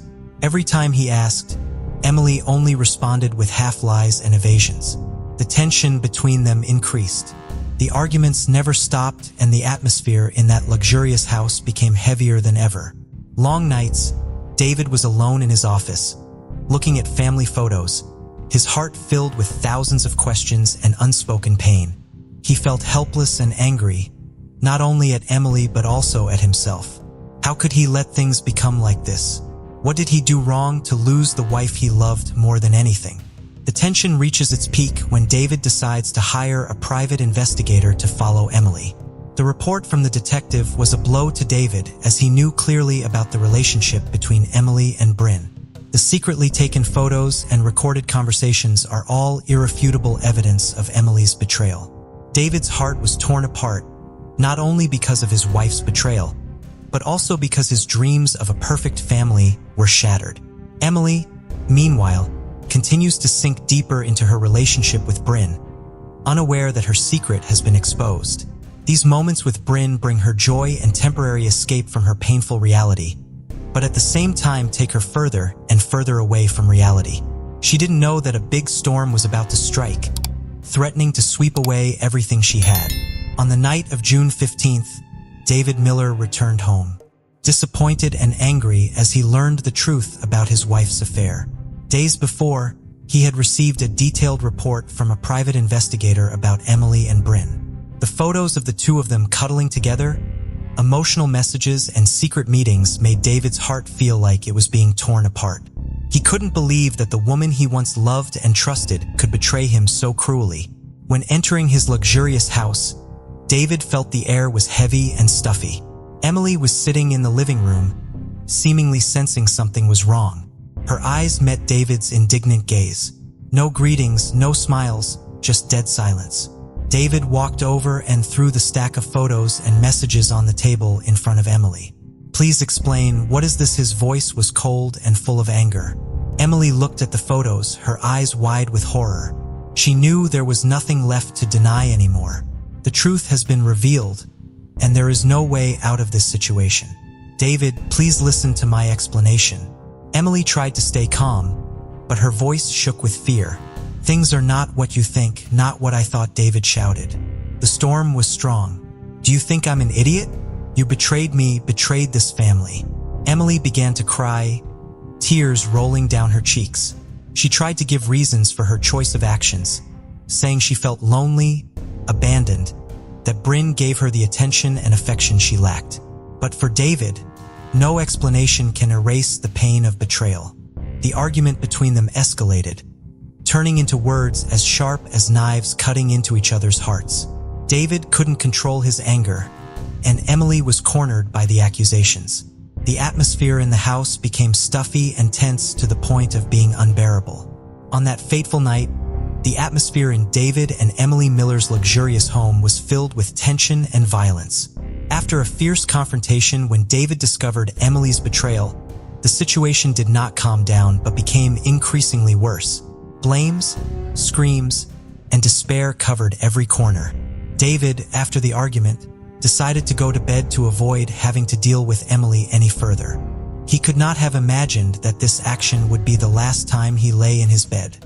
Meanwhile, Emily cannot control her chaotic emotions and panic. She was still shaken from the argument and couldn't think of a way out of this desperate situation. As the night deepened, Emily began to feel unbearable pressure. The thought of David's betrayal and disappointment made her lose her reason. Guilt and worry about her and her children's future began to take over her mind. She felt like she was being backed into a corner with no way out. Around midnight, Emily quietly walked into the kitchen and took out the sharp knife she usually used for cooking. In a panic, Emily began planning to hide her crime. She quickly wiped off the traces on her body and tried to calm down. Then she created a fake scene like a robbery. She rummaged around the house, messing everything up, throwing valuables on the floor, creating a chaotic scene. When everything was arranged as expected, Emily called the police. Her voice trembling, she claimed that a stranger broke into the house and killed her husband. "Please come now. My husband was killed." Her cry rang out on the phone, sounding so pitiful and real. Police quickly arrived at the scene. Emily continued to play the role of a heartbroken wife, sitting on the sofa, hugging her face and sobbing. Her statements about the incident were delivered carefully, as if she had practiced them many times. She described the horrific scene she witnessed, saying she heard strange noises, and when she ran up, she saw David lying there in a pool of blood. Investigators began collecting evidence, taking photos of the scene and interviewing Emily. She led them through each room, recounting each detail in vivid detail, as if she had actually experienced the horrifying scene. However, in her heart, anxiety was increasing. She knew that if there was a small loophole, everything would be exposed. Meanwhile, the police and detectives began to notice unreasonable points in Emily's testimony and the crime scene. Bloodstains, fingerprints, and other physical evidence did not completely fit the story she told. Suspicion gradually arose, and Emily felt that she was being closely watched. With growing panic, Emily tried to appear calm, but her actions became awkward and uncontrolled. She couldn't stop shaking, and her eyes always followed the investigators' moves. In her heart, she knew that this drama could collapse at any time. Detectives John Anderson and Sarah Johnson were assigned to investigate the case, and from the beginning, they noticed many irregularities in Emily Carter's testimony. Entering the scene, they saw a chaotic scene, seemingly staged to give the appearance of a robbery. However, small details cannot escape the sharp eyes of two experienced detectives. Emily's testimony, filled with tears and shaking, initially seemed genuine. She said she heard strange noises, then discovered her husband David lying in a pool of blood. But when detectives began asking more detailed questions, they noticed confusion and inconsistencies in her story. Emily could not clearly explain the specific time of events and often changed her testimony when pressed. One of the first findings that aroused suspicion was the location and direction of the bloodstains. These bloodstains did not match Emily's description of the attack. Instead, they indicate that David was attacked while he was sleeping, not during a fight with an intruder. Fingerprints found on the knife and around the scene also did not match Emily's story. There were even some of Emily's fingerprints on the knife, which contradicted her testimony that she never touched the weapon. John Anderson, with many years of experience in the profession, knows that this case has many twists and turns. He and Sarah Johnson decided to examine Emily's relationship with Bryn, a young artist with whom she was romantically involved, more closely. Not only would this help them understand the motive, but it could also provide evidence of Bryn's involvement in the murder plan. Through collecting text messages and emails between Emily and Bryn, detectives uncover a story full of intrigue and darkness. The passionate messages between the two quickly turned to conversations about getting rid of David so they could live together. The emails show they carefully planned how to carry out the murder and how to create a fake crime scene. Emily and Bryn discussed every detail, from when to attack to how to hide the evidence. They even discussed using David's insurance money to start a new life together after the murder was completed. This evidence not only denounced Emily but also dragged Bryn into the spiral of the case. With evidence in hand, detectives decided to arrest Emily. On June 17, 2018, just 2 days after the murder, they went to Emily's house. Sarah Johnson, with a steady gaze, entered the house that she knew had just experienced a terrible tragedy.